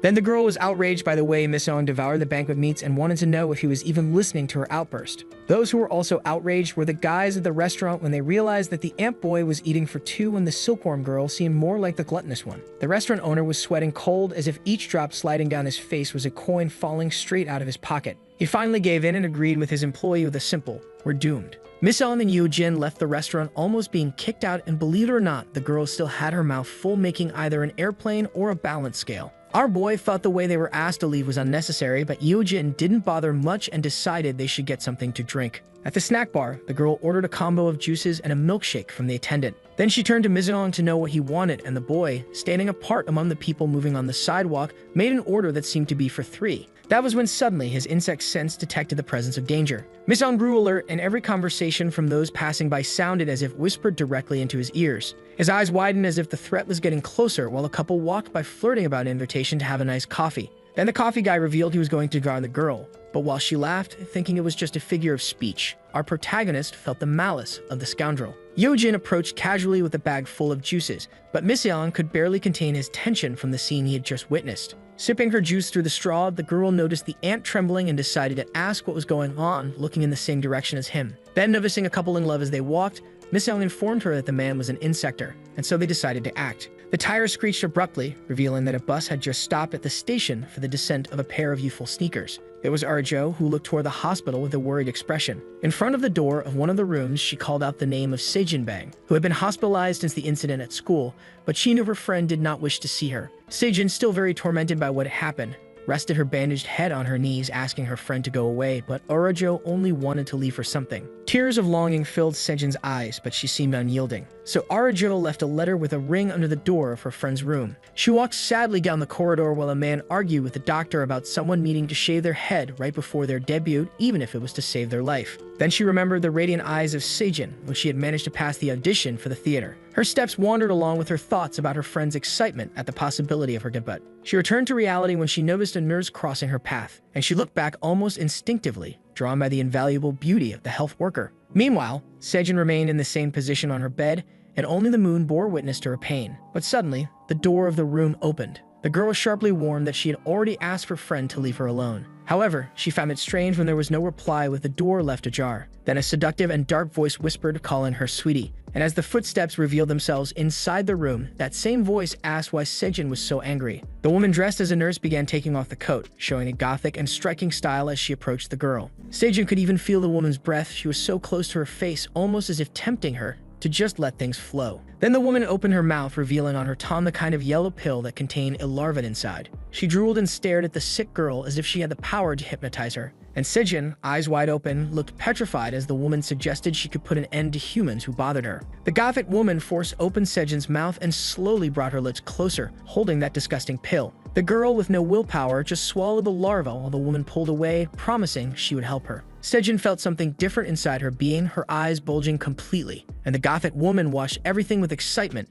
certain this was a path of no return. Sejin felt her body go into shock and began to scream and convulse uncontrollably before the woman. "I'm sorry, but I can't assist with that." The process intensified, and during Sejin's agony, the gothic girl vibrated as if she loved every second of that transformation. The starry night beautifully insinuated itself against the modern architecture of what seemed like a mansion. And the girl who accepted the invitation for coffee was completely smitten. She was excited about the handsome guy who had a huge pool inside his house. But the man who watched the girl get carried away by all his possessions played modest, saying that the pool wasn't that big, referring to it, I think. Then the guy simply kicked the girl from behind, pushing her into the pool. She emerged after the fall, somewhat confused by the man's action, and remarked that the pool was a bit deep. But she kept kicking her legs to stay afloat, finding the repetitive movements somewhat tiring, until she noticed her contact's disappearance, showing concern. The guy on his part was already at the bottom of the pool, watching her from below while the girl deemed the hospitality she received inadequate. But the man cared little for others' opinions, as his empty eyes revealed only his desire to feed. The young woman decided to leave the pool and began swimming toward the edge, when suddenly, she felt her body suspended by a force that left her standing on the water, as if she were a synchronized swimmer. But she was soon sucked back into the water. The girl couldn't move while the man held her ankle with his hand, dragging her like prey further down to the bottom of the pool. And thus, with immense strength, violating the laws of gravity over a submerged weight, he hurled the young woman, who violently struck her head against the floor. The girl fainted immediately, and her body slowly floated back to the surface. And while she floated unconscious, the man prostrated himself, floating on the water in a lotus position as if he were saying some kind of prayer before the meal. But he was merely analyzing the art of hunting, finding it tedious when one could simply buy their food. So he set aside all that complaint and opened his mouth, ready to devour his catch. However, before he could take the first bite, he felt something bothering him as it walked across his face. A small ant was sliding on his cheek, and the insect hesitated before continuing his snack. But it was as if he already knew, and holding the victim's head, he looked to the side and noticed the silhouette of black ant emerging from the shadows. Miseong stared at the insect in the mirror,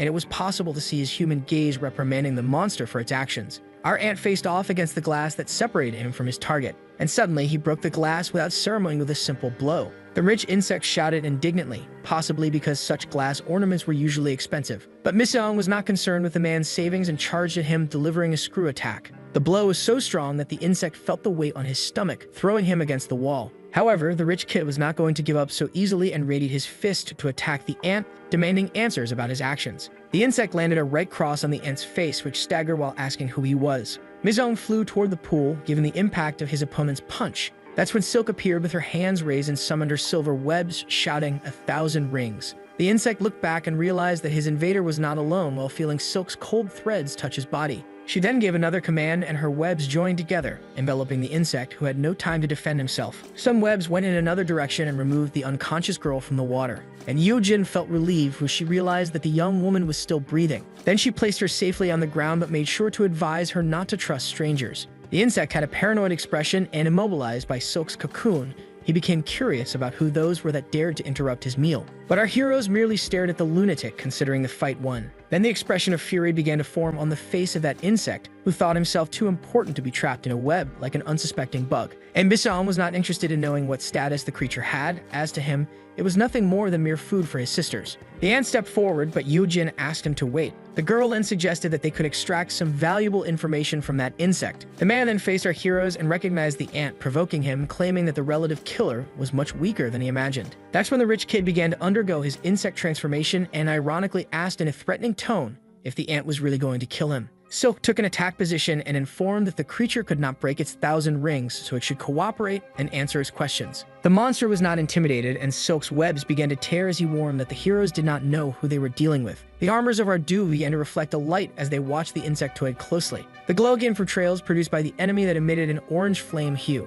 They began to burst like fireworks at various points in the environment. Our heroes felt as if flaming whips were lashing them from all sides. And a crack began to emerge, tearing the floor at the edge of the pool as if it were volcanic lava. The place became saturated with thick smoke as blades of fire sliced through the concrete. Then the dull voice of the insectoid revealed to the heroes that he was a member of the insect court. And floating above the water with his armor and blades in hand, completely free from the webs, our duo met Zigna, the aquatic insectoid. The monster, who doubted the abilities of our heroes, challenged them to try to kill him. And so the duo prepared their special moves to attack that creature that exuded absolute power. Both Ant and Silk leaped at the enemy with all the ferocity they could muster, and the insectoid of the court made a move with his blades that effortlessly blocked the double attack. Then the monster faced the heroes and mercilessly unleashed his strike called Blade Members, floating through the pool as if cutting the water with its edge. Miseong and Yeojin barely had time to defend themselves as they felt the damage inflicted by the strong opponent who unleashed his second special move, Torrent Barrage. Ant and Silk surely widened their curious eyes inside their helmets.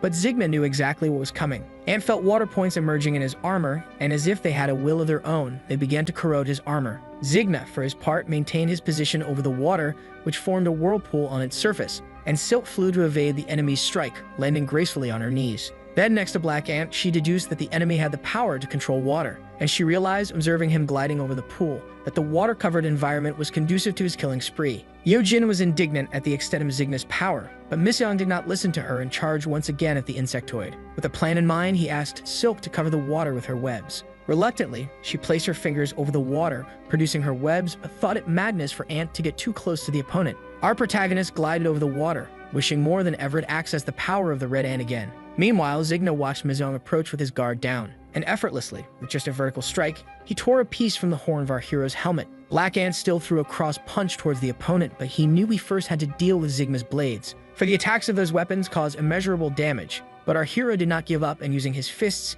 he quickly aimed at the enemy's arms, disarming him with precise strikes. At that moment, the enemy staggered, and our protagonist might not have another chance to emerge victorious from the fight. So he prepared his fastest punch, but a beam of light shone beside his face. And without any chance of defense, Miseong saw his helmet leave his head, revealing his wide eyes filled with a mix of surprise and despair. It was then that Zigna revealed that the blades on his back were not just for show. The beast then summoned his 4 swords and, drawing them from all sides, confirmed that this was his true form. And thus he unleashed a spinning strike with his flaming blades that made an X on our ant's armor. Miseong only had time to hear him shout, quadruple rendition, and felt the cuts on his body open like fissures as blood poured out excessively. Zigna stared at Ant and realized that his strikes were not as deep as he had imagined, and he was sure that the impact was lessened by Silk's webs that wrapped around his fists at the moment of the attack. The girl was there standing and tried to ensnare the opponent again with her 1,000 rings, but Zigna did not seem intimidated. Without hesitation, she struck with all the force of her knee to the back of the aquatic insectoid's neck.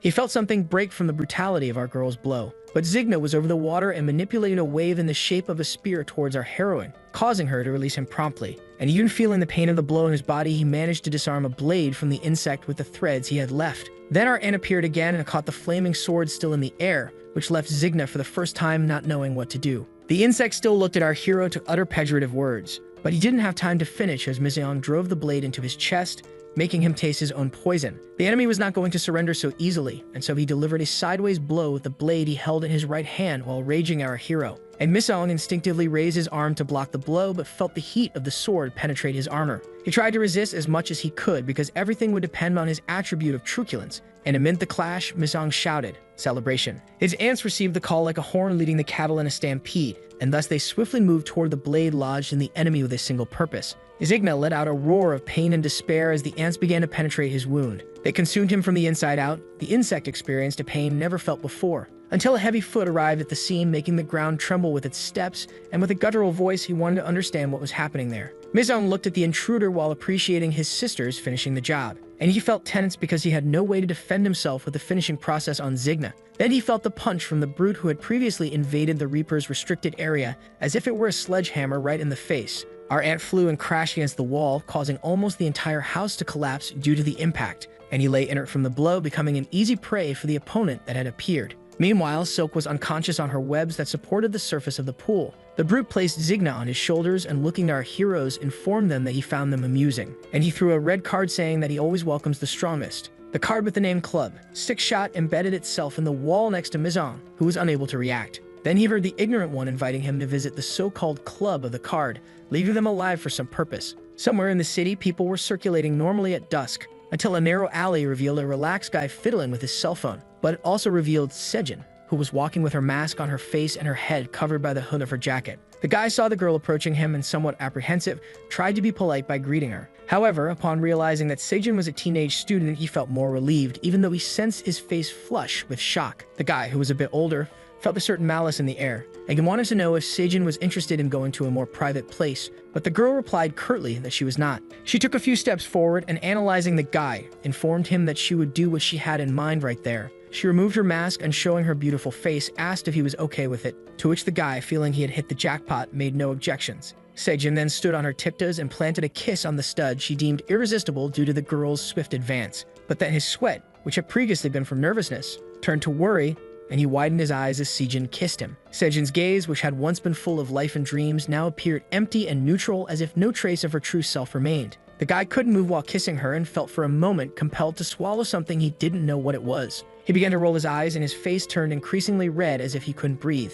Then he was pushed back, lifeless, like a yogurt cup that had been completely eaten from the inside and discarded in the trash. Sejin revealed herself in her macabre insect form with a huge tongue full of fangs, still thirsty, while the guy lay sprawled on the floor. It was then that the goth girl, who seemed to have observed everything, asked if Sejin had enjoyed her meal. The woman embraced Sejin as if she were a younger sister and wanted to know how the girl felt about her first prey. And Sejin, licking her lips, replied contentedly that she found it delicious. The subway was speeding along the tracks while inside, a man was visibly in conflict. He kept repeating to himself that he was hungry all the time, as some passengers looked at him suspiciously. The man's face was one of distress, while some aspects of his features hinted at a possible insect transformation. The train moved along without any suspicion of imminent danger, and that man in a suit standing before so many passengers only thought about eating. Until suddenly, his monstrous side spoke louder, and he opened his mouth, revealing the fangs forming on his tongue, just like what happened to Sejin. And so he began to make his way through the passengers with the living member moving inside him. Those who were not attacked despaired at the scene they witnessed,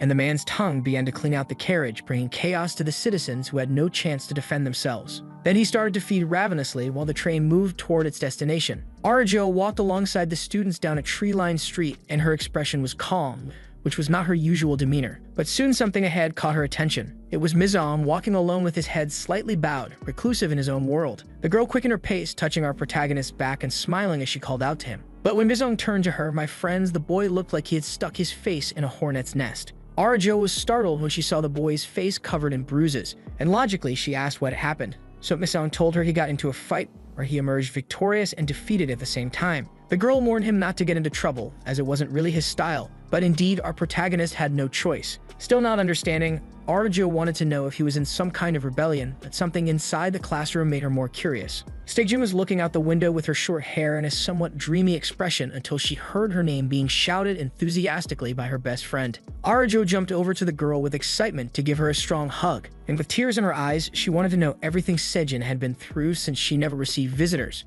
Then Sejin lied and scratched her head, indicating that she felt a bit embarrassed about her hair. But Arajo complimented her friend's haircut and noticed that she was wearing the bracelet she had left for her under the door during her last attempt to visit the hospital. Mijum, all beaten up, passed by the girl and gave her a sidelong glance while Era informed that he was also in the new class with them. Sejin turned to an empty desk and asked if she could sit there, but Era warned her that it was Yujin's Spot, the tough girl of the class who usually left after roll call. But on that specific day, the tough girl had stayed home, and lying on a mat wrapped in bandages, she was recovering from the last battle. Yojin felt her ear itch and was sure someone was talking about her. Then suddenly her phone vibrated just as she had closed her eyes to take another nap. And she saw that Miss Young had replied to her message, informing her that he was at school, which made the girl deduce that the boy was a machine. She turned on the mat, staring at the card they received from the brute, and blamed herself for missing roll call. But that name, Club, 6-Shot, written in gold on the red card, piqued her curiosity. At school, Suryang was incredulous to see Sejin, the school's artist, in the classroom and said he almost didn't recognize her because of her hair. Then he approached and teased her, asking how her head was, but Arajo,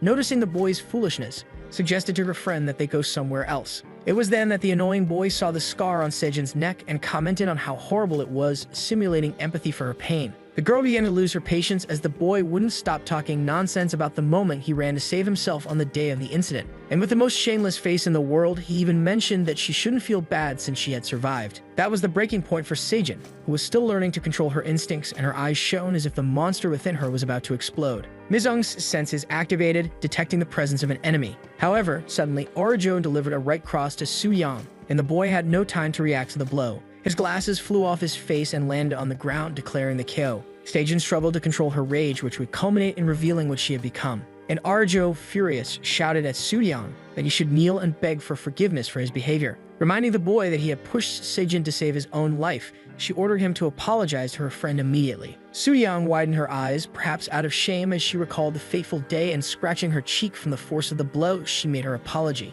The boy picked up the glasses from the floor and distanced himself, grumbling, while Miss Young watched her friends support each other after the incident. But our protagonist felt the presence of danger lurking in the classroom once again. He looked in the direction of the girls, realizing it wasn't exactly as if an insectoid was there. But his perception pointed to Sejin as something mysterious and harmful. It was as if the girl exuded an irregular and dangerous aura to everyone. Meanwhile, on the train where the insectoid had made a feast, its transformation, which resembled a disgusting and giant caterpillar, consumed its vast banquet, until the doors of the carriage opened and an agent from the Insect Reapers appeared ready to do his job. This was Ko, a member of the combat unit known as the Local Brothers, who cautiously entered the carriage with his machine gun in hand, taking in the mess. The disgusting creature moved with its fang-like tongue, ready to attack anyone in front of it. Ko was astonished by the creature's form and asked if the other team member accompanying him was seeing what he had found. The other member, his older brother Lo, entered the carriage with his scimitar in hand and judged that the creature looked like a larva. The brothers conversed, trying to understand what it was while the bizarre creature moved aggressively, surrounded by the agents. Lo informed that they shouldn't kill it, but rather capture it for scientists to discover its origin. Then suddenly, the creature turned to the older brother and attacked him with its fangs bared. But Ko promptly plunged a laser blade into the creature's neck, which reared up in pain. The agent immediately positioned his machine gun and fired mercilessly at the monster. Lo, observing his brother's movements, reminded him that they should take the creature in good condition for analysis. And violently, he felt the animal's tail hit his chest, sending him flying several meters back, crashing against the door that separated the carriages. Lo lay sprawled among the shattered glass, unable to get up immediately from the force of the impact, and Ko shouted for his brother, worried about the damage he might have suffered. The creature turned to the younger brother, determined to devour him. But the guy was tough and informed that the big creature would need more than that to take him down. And with extreme strength, he lifted the giant larva, roaring that he wasn't weak like his older brother. That's when Lo recovered and jumped onto the creature, slicing it in half with his blade. Ko held the half of the creature as if it were a tree trunk, and Lo sarcastically asked who the weak one was now. While cleaning himself, the younger brother commented on what had happened with the narrative of taking the monster in good condition. But for Lo, given the circumstances, half of the creature was already more than enough. Then the older brother spotted something that impressed him. A small yellow larva emerged from the creature and began to crawl on the floor until it turned to the agents as if staring at them with its 5 red eyes. Then suddenly, it leaped onto Lo, who felt his forehead pushed back by the attack of that small worm. The agent began to tremble and writhe while the younger brother tried to figure out what was happening. Lo suddenly informed that he was fine, but the larva was moving inside his forehead as if controlling his actions, and thus the man indicated that they should return to the laboratory. Surrounded by gray, jagged mountains, a large building rose with unique architecture where Sector B of the Insect Reapers operated, a spacious place where various employees moved about, aware of their duties. And it was to this building that the local brothers brought the remnants of that giant larva, certain that the doctor would be surprised by the find. Then someone jokingly said that the old doctor was dying, and Ko looked to the side somewhat suspiciously. Tae and Sam were near the corridor with their dirty clothes, and although they already knew about the larva they had captured, they felt happy to find the local brothers. Ko stopped in front of Todd and said they could have arrived faster if they hadn't stopped along the way, and the latter wanted to know why they did so during work. He also asked ironically why the larva was cut in half and made a joke that they had found the burden too heavy. Then Sam started to laugh when his partner informed that they arrived at the building with their giant larva in perfect condition. Lo dragged his half without saying anything and deliberately bumped into Ta, who made a point of boasting about his own team at the expense of the brothers. The Ta stick fell to the ground with a shove, and the agents looked at the man who didn't take the joke well, so Ko informed that he remained silent the entire trip. In the dissection lab, other agents were working on the whole larva, while talking about the other monster that the local brothers had captured. The scientists analyzed the yellow larva, holding it with tweezers, noting how bizarre it was, and then poured it into a container that held a green liquid. At school, the students were paying attention in class until the bell rang, signaling the end of another school day. Then everyone started to say their goodbyes while Sejin packed her materials without any sign of hurry. Arajo approached her friend and asked if she was going home, and Sejin looked at her without saying anything. To try to revive old habits, Arajo suggested that they go for a snack, and so they arrived at a place called Hot Pot. A beautiful meal lay steaming on the tray, and Sejin stared at the dish without showing any enthusiasm. Then she asked why Miss Young had come along with them, but the boy didn't seem to care, and Arajo tried to explain his presence. The boy chewed calmly while fixing his gaze on the girl, who was also staring at him openly. Arajo, in turn, was sweating nervously, not knowing what to do in that awkward situation where the two seemed to be shooting rays at each other. She decided to break the ice by suggesting they start eating, and she tried to be funny by making rolls with her piece of meat, which didn't seem to surprise Sejin much. After the meal, the three walked down the street while Arajo recounted the day Yoojin kicked Sooyoung right in the stomach. For a moment, Sejin smiled like in the old days when she had dreams and a zest for life. Then her phone rang, transforming that momentary expression of peace into a troubled look. And so she decided to say goodbye to Era, who was radiant for having gone out with her friend again. The two said their goodbyes, and Miss Ong continued walking with Arajo on their way home. As Sejin walked with her scar on her neck exposed, our protagonist followed her with his eyes, knowing that something strange loomed over the girl. Arajo and Miss Ong walked calmly, and the girl felt satisfied with her friend's progress given what she had faced, planning to go out with her again the next day. The girl remembered something and stopped for a moment. She had forgotten the hand in the history assignment that was due the next day for Sejin, so she decided to go back the way she came to deliver it, and Miss Young showed a look of concern. Arajo apologized to the boy and headed in the opposite direction, but Miss Young instinctively grabbed her by the arm. Arajo turned back with a jerk, not understanding why the boy acted that way, and Miss Young, even restrained, asked her not to go meet her friend. Sejin was on the phone talking to someone who said they were in a white car. That car soon parked, and an older man with glasses began waving with a smile plastered on his face. The girl approached, and the driver indicated for her to get into the vehicle. Then Sejin licked her lips because she knew that her next true meal was there. On the other side, Miss Young insisted that Arajo not go meet the girl and assumed that the teachers would understand her hospital situation. The sun began to set behind the couple, and Miss Young, without letting go of Era's hand, asked her to go home with him. Soo-young and his friend were returning home after class when they spotted Sejin from afar. They watched her get into the car while the four-eyed friend mocked him for the punch she took in class. They were drooling over the old man's car and wondered if that was her father. But Soo-young, still with a red cheek from the blow, informed that the girl had no father, and upon seeing her leave, he promised he would take revenge. In another part of the city, the lights of the buildings and businesses danced with a bustling night, while a pair of boots moved determinedly along the sidewalk, and the vivid blue tone of Yoojin's jacket caught the attention of those she passed. The girl ignored the curious glances, focused on her mission, and she thought that she had only dressed that way because the place she was looking for was a nightclub, but perhaps she had overdone it a bit and prayed that they wouldn't ask for her ID. It wasn't hard to find the building where the so-called club, Stick Shot, operated, with its crimson hue and electronic sound pulsating inside like a living organism. But the girl was startled when she saw the size of the line formed by those eager to enjoy a piece of that fervent nightclub. Yoojin felt that she couldn't enter there alone, so she sent a message to Mizong, who was logically eating, but she ordered him to meet her. The girl became so desperate, not knowing whether to stay there or go home, that she didn't notice someone approaching. Then she heard a voice asking for permission and froze with her hands on her head before turning around. Which she did. She noticed there was a man with red hair asking if she was there for the first time. Yeojin's eyes widened and her mind could only form the phrase, "It's him." The man with his charming demeanor commented that the girl's voice sounded familiar to him. Then he revealed himself as Minion Park, a human identity of Zigna, who awkwardly asked if they had met before. And so our girl trembled at the thought, knowing that alone in front of her tormentor, she was completely doomed. The music pulsed in the darkness as Yeojin tried to free herself from the charming man who insisted on taking her inside the nightclub against her will. Suddenly, the bright light that appeared as they advanced nearly blinded her. Yeojin slowly opened her eyes and realized what the place was: Club 6 Shot, with hundreds of people frantically entangled on the dance floor. The girl was wide-eyed next to Zigna, as she had never experienced how much the nightlife hid in its private cocoons. Her eyes glazed over, feeling drawn to the glow of the spinning disco ball that reflected all the glamour of the place. Zigna, noticing the young woman's fascination, redundantly asked if she was satisfied to have gotten in. But Yeojin only had eyes for the spinning ball and took a few steps forward, trying to touch it, as her condition as a silkworm inherently brought an attraction to light. She knew she needed to concentrate, but that light was determined to make her lose everything. Yeojin commented that she was enchanted by what she saw, and the handsome man took the opportunity to give her a basic pickup line, saying she was the most charming thing around. The girl looked at those people dancing and knew it was just a distraction to camouflage the existence of the insect court she was trying to infiltrate. So she put her hand inside her jacket and decided to take a risk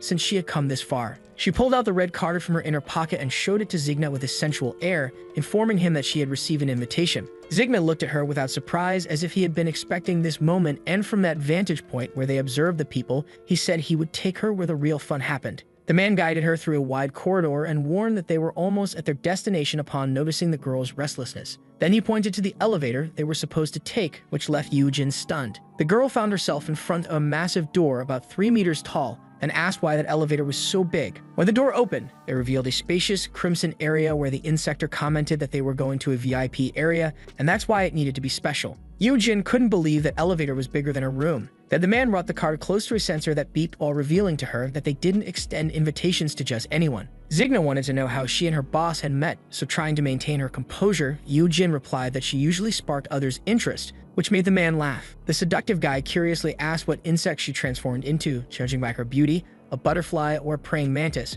but Yeojin joked and said she was a dung beetle. Feigning interest, she also asked about the man's form, who proudly declared he was a giant water spider, but Yeojin knew it wasn't that impressive. The elevator beeped again, indicating they had arrived, and when the door began to open, the man tried to impress her with what she was about to witness. But Yeojin, despite lying about her enthusiasm, imagined it would just be a boring party full of insectors. And suddenly, she found herself wide-eyed again at what she was witnessing. A crowd of humans and insectors together, shouting fervently as if they were watching something vibrant and violent. And indeed, inside an arena, a fight was breaking out between one insector and several humans with weapons in hand, for this was the true lawless frontier. The visibly excited audience shouted and cheered for their bets in that coliseum designed within the building that pulsed with the reputation of a nightclub on its surface. And while Zigna welcomed the girl to the VIP area, Yeojin saw a bald man with an eye patch piercing the jugular of some random insector. It was something new for her, with all those people celebrating alongside the humans attacking the creature in the middle of the arena without compassion. The destruction showed that it was a lawless place with growls and the clinking of blades everywhere.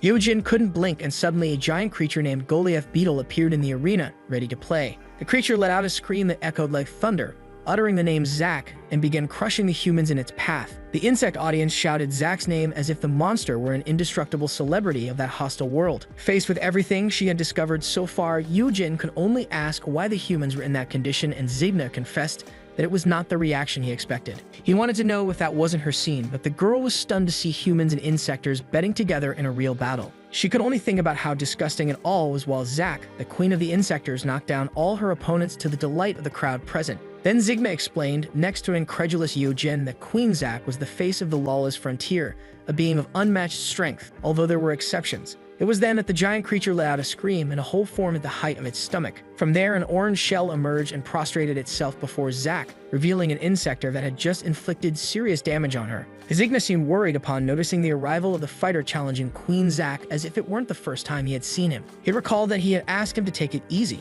but the insector, believing himself to be the victor, demanded his money while the audience shouted to finish off Queen Zack. Yeojin commented that it was nothing but barbarism and wanted to know what the point of it all was, so Zigna decided to explain, somewhat frustrated with the girl's attitude. He said that humans were merely entertainment for the glory of the insectors while they watched the fighter celebrate his apparent victory. Yojin asked what glory he was referring to, and Zigna continued that every insector's desire was to be part of the court that commanded them. But he also explained to the girl that it wasn't that easy, as the ideology of the species carried the same weight as brute strength for those who were chosen. And Yojin stared at Zigna, presuming that he might have gone through this repugnant trial himself. Then the man commented that there was another way to associate with the insector court and pulled out the envelope containing the yellow larva that had been compromising the humans. He handed it to Yojin, who still didn't know about the existence of that profane method. It was then that a voice called for Zigna at the moment of his approach. An insector butler informed him that the boss was waiting for him in his office, and Zigna, visibly distressed, complained that the man had scared his client. He then turned to Yojin, intending to finish that peculiar conversation.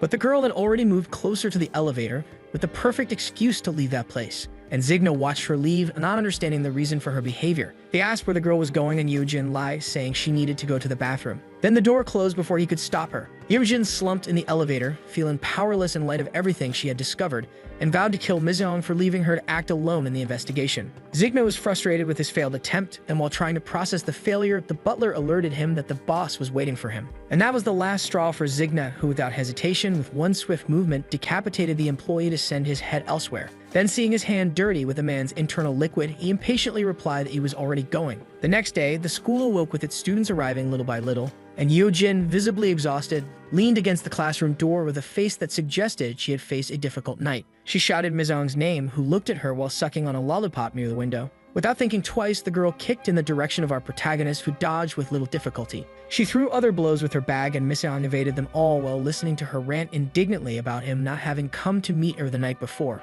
After the futile attempts, the girl put her hands on her knees out of breath and said that she had obtained important information for our sweet-toothed devourer. However, two students were gossiping at their desks, and Yojin looked back, asking if something different was happening. At that moment, Arjo and Sejin entered the classroom, and murmurs arose from all sides about something disgusting and unusual. Arjo noticed that all the students were looking in her and her friend's direction, making mocking comments and not understanding the tense atmosphere. She wanted to know what was happening. Arjo couldn't comprehend what was troubling them so early. The entire class practically cast judgmental glances at Sejin, with whispers accusing her of dating an older man. Arjo glanced at her friend, waiting for her reaction when someone said that the class artist was selling her body. Sejin stepped forward because the students were crossing the line, but she was held back by Arjo, who was still trying to understand the other's behavior. From the back of the class, Yojin observed the unusual scene and asked who the pretty girl was, to which Miseong replied that she was Arjo's friend. Yojin, noticing the tension, commented that there wasn't a day without surprises at that school, but Miseong remained attentive to the events.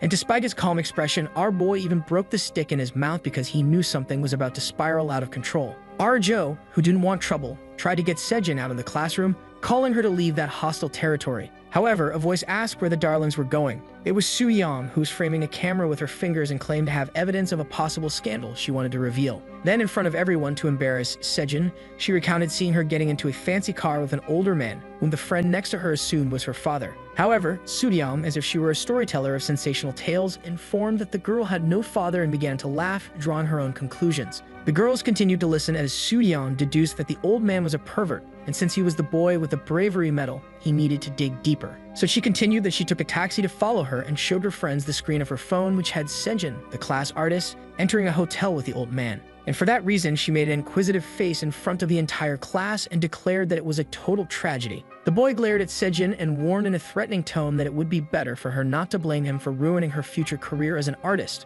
And rubbing her foam in her face, Stu-young said she had the necessary evidence to hinder her success. Sejin stared at him from behind the phone while absorbing the information. Yojin, losing patience, commented that the clown was already making her nauseous and seemed ready to deal with him again. It was then that Miseong had the feeling that danger was imminent once more. And Arjo, who seemed to gather all her strength, approached Soo-young to ask what the point of all that spectacle was. Then she again readied her right cross to knock out the gossip monger, who merely waited for the blow to hit him squarely in the cheek. But suddenly, Sejin restrained Arjo, demonstrating a balance that perhaps even she hadn't expected. And she approached her friend, whispering something inaudible that made Era's eyes widen. Then Sejin took a few steps back, asking her friend to stay outside the classroom. Arjo stared at her in confusion, but Sejin was sure she could handle the situation on her own. And so she closed the door, leaving Era in the external corridor to protect her from what was to come. Meanwhile, Soo-young's friend considered that the boy had escaped another beating, and Sejin stared at the door without looking at the students. It was then that, after a brief silence, Sejin began to laugh loudly and sarcastically commented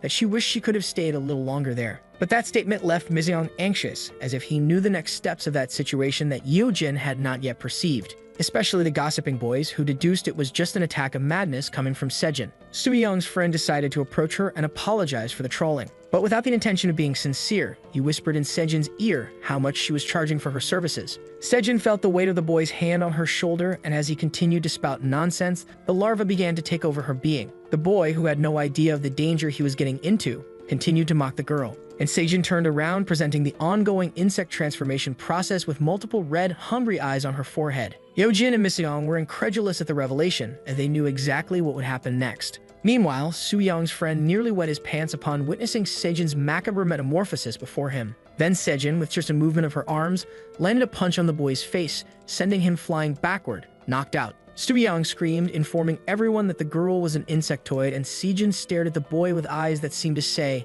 "You are next." A commotion erupted, and the students began to run around the classroom, screaming in panic. Sejin watched them all as if they were pigs ready for slaughter, almost relishing in that futile movement. So she simply made her arm stretch as if it were an extension branch of her limbs and prevented one of the students from escaping. Arjo, who was outside, heard the screams and imagined what was happening inside as the legs of a desk broke through the concrete wall. Sejin had locked the door with the chair precisely to prevent Arjo from entering, who was shouting her friend's name outside. The room was now entirely hers, and none of the students would be able to escape her attack, her power.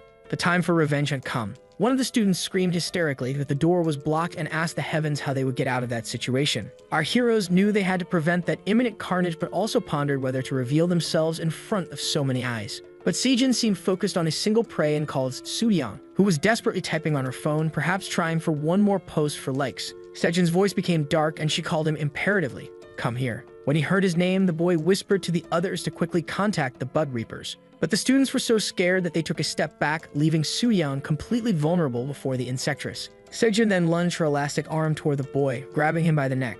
He dropped the phone to the ground upon impact as he felt Sejin's fingers suffocating him and heard her scream that he was responsible for ruining her life. She grew increasingly furious, her transformation completing as she repeated that he was to blame. Then her fang-like tongue emerged and lunged at the boy, ready to devour him. Soo-young saw that red, venomous snake approaching her face, leaving her with no chance of survival. But a voice from the students shouted, "That's enough." And the snake's tongue stopped a few centimeters from Soo-young's face, who felt the breath of death close to her. Miseong had stepped forward among the students and, with his cold and imposing demeanor in such cases, told Sejin to stop what she was doing. Our boy approached while saying that if she went any further, she would no longer have Arajo's friendship, as if he were seeking the more conscious part of Sejin that still resided within her. At that moment, Arajo banged on the door, trying to get in to see what was happening, and Sejin was locked in an internal struggle as she looked to the side. Arajo was desperate, almost breaking down the door, and a teacher appeared in the hallway, startled by the situation. Despite the agony in his face being almost purple from asphyxiation, the celebrity boy still found the strength to curse Sejin as a disgusting insect. And showing a courage not yet seen in the boy, he directed someone to call for help because she was going to finish off everyone present. But the students ignored Soo-young's plea out of a cowardice that overshadowed their concern for the friend who was agonizing the creature's hands. The boy cursed everyone while Sejin lifted him, but without returning her focus, she turned her frustration toward Miseong, insulting him while simultaneously asking for help. Miseong stared at the boy, who was begging for them to call the Reapers, and knew that not even Soo-young deserved to end like this. Sejin was amused by the boy's desperation behind her multiple crazed eyes. Then she called Miseong and confessed that she wouldn't be able to resist the urge to devour Soo-young. And looking at our protagonist, she asked Miseong to take care of Arajo. It was then that suddenly her extensible arm tightened harder around Soo-young, and she asked him to listen to her carefully. Sejin remembered every moment of the incident when the boy, fleeing from the insectress, simply pushed her back, thinking only of saving his own life. And then he still came out as the hero of the day in front of reporters for having called the Bug Reapers. But in the dark hospital room, alone all that time while she recovered, the desire for revenge against the cowardly and selfish boy grew within Sejin, and she imagined him enjoying an unpunished, full life at school that had been denied to her. Sejin felt alone, unable to imagine Soo-young laughing and having fun. Her tears were the only witnesses to her pain, and when she gathered the strength to return, she still had to deal with the judgments of that infamous boy who didn't know half of what she had been through. Sejin then concluded that Soo-young had dug his own grave and confessed that she didn't feel bad about having to end him once and for all. Then the girl brought her arm to her backpack and revealed that she wouldn't end the boy's life without pain. Suddenly, Sejin's hand was filled with yellow larvae, and she promised that she would make Soo-young suffer as she had. Our heroes lay in wait, and Miss-young wondered what that was, but Yoo-jin already had an idea. Sejin's insect-like hand grabbed Soo-young by the cheek, forcing him to open his mouth. And with determination, she informed him that she would only grant him death at the height of his suffering. Soo-young, who was on the ground, tried to push her away with his legs, but Sejin's strength was overwhelming. Desperate, the boy begged for his life, wishing to know why she was doing this while his mouth was forced open against his will. The boy's glasses reflected that disgusting larva, and they cascaded down into his mouth. A sense of wickedness overtook Sejin as she ordered the boy to swallow it all. Soo-young felt those creatures consume his body as his veins began to bulge involuntarily. His body exhibited the usual shock that this process caused while the pain consumed him entirely. The number of larvae was so absurd that Soo-young began to transform rapidly, his body stretching in all directions. The students were perplexed by what they saw next to Yoo-jin, who was somewhat stunned, and he remembered Zigna with the same larva in hand the night before. Soo-yin writhed as he took on a bizarre form, but Sejin watched in ecstasy as the boy no longer responded for himself, and relaxed beside him. She wanted to know how he felt about becoming what he so despised. Sejin had a relieved expression and judged that this was the boy's true form due to his lack of empathy for others. It was then that someone knocked harder on the door and ordered it to be opened, and Miss-young, who was observing everything, felt helpless as he did not want to reveal his secret identity. The school principal threatened that the students should open it immediately, and Arjo waited with the feeling that a great danger was looming over everyone in the classroom. Sejin stared at Miss-young and said he would like to say goodbye to Era, but assumed it would be better to never speak to his friend again. And with sincerity and even deep sadness, the girl commented that now she was an enemy of humanity. Then she threw her body back through the window and left the school, aware that she would never be the pop star she had always dreamed of. Miss-young watched her leave but did not move, and as she flew through the window, the chair that had been blocking the classroom door came loose and fell on the unconscious student near the entrance. He woke up somewhat dazed with a swollen cheek as the door opened. The principal stormed in, shouting alongside Era, but the student on the floor was more concerned with the monster in front of him that growled and grunted grotesquely in front of everyone. The principal was stunned to realize that another insectoid was in his school, and the student who had just woken up mistakenly reported that it was Sejin, which made Arajo's eyes widen in disbelief. Despite the chaos, the boy grabbed his phone and shouted that it was his turn to earn a bravery medal. But Arajo snatched the device from the boy's hand in an attempt to protect her friend's privacy. Ara and the boy practically fought over who would keep the phone while he explained that they should call the insect reapers. Then the device slipped, and that movement seemed to catch the attention of the bizarre creature that Soo-young had transformed into. The phone was on speaker and completed the call to the reapers, where someone on the other end asked how they could help. The voice on the line informed that it was directed to the department reporting the presence of an insectoid. Then Soo-young, in his grotesque form, began to regain his consciousness, and he became tense when he realized that the silhouette of his shadow was misshapen. It was then that he approached the window and saw the reflection of his monstrous face in disbelief. The boy, now a larva, broke the glass of the window in fury, but the shards scattered on the floor confirmed something he had never imagined. He was an insectoid. In despair and rage, Soo-young began to flail his enormous limbs in an attempt to rid himself of that bizarre appearance, and he started to destroy everything around him without concern for the students in the classroom. Arajo remained paralyzed, still processing the chaos that was engulfing her class. And without the strength to defend herself, she barely saw when Miss-young threw himself to protect her from the attack of that enraged creature. Soo-young could not accept his new reality and screamed to the heavens that it was all just a dream. The beast stuck its head out of the window and leaped aimlessly, knowing that if the Reapers found him, they would kill him. So he simply ran with one thing in mind: he needed to survive. In the classroom, everything was destroyed, and the students slowly began to recover from that hurricane. Miss-young heard a sob and looked at Arajo, who let her tears fall down her face without shame, imagining that that larva was Sejin. Our boy had no strength to construct any phrase that could comfort her, and then he looked in the direction of Yoo-jin, who was also staring at him. There was no time for lamentation, and so our heroes set off in pursuit of Sejin, knowing she was involved with the insect court. Yoo-jin showed the pill with the larva she had won at the club and explained that it was one of the ways to enter the insector's inner circle.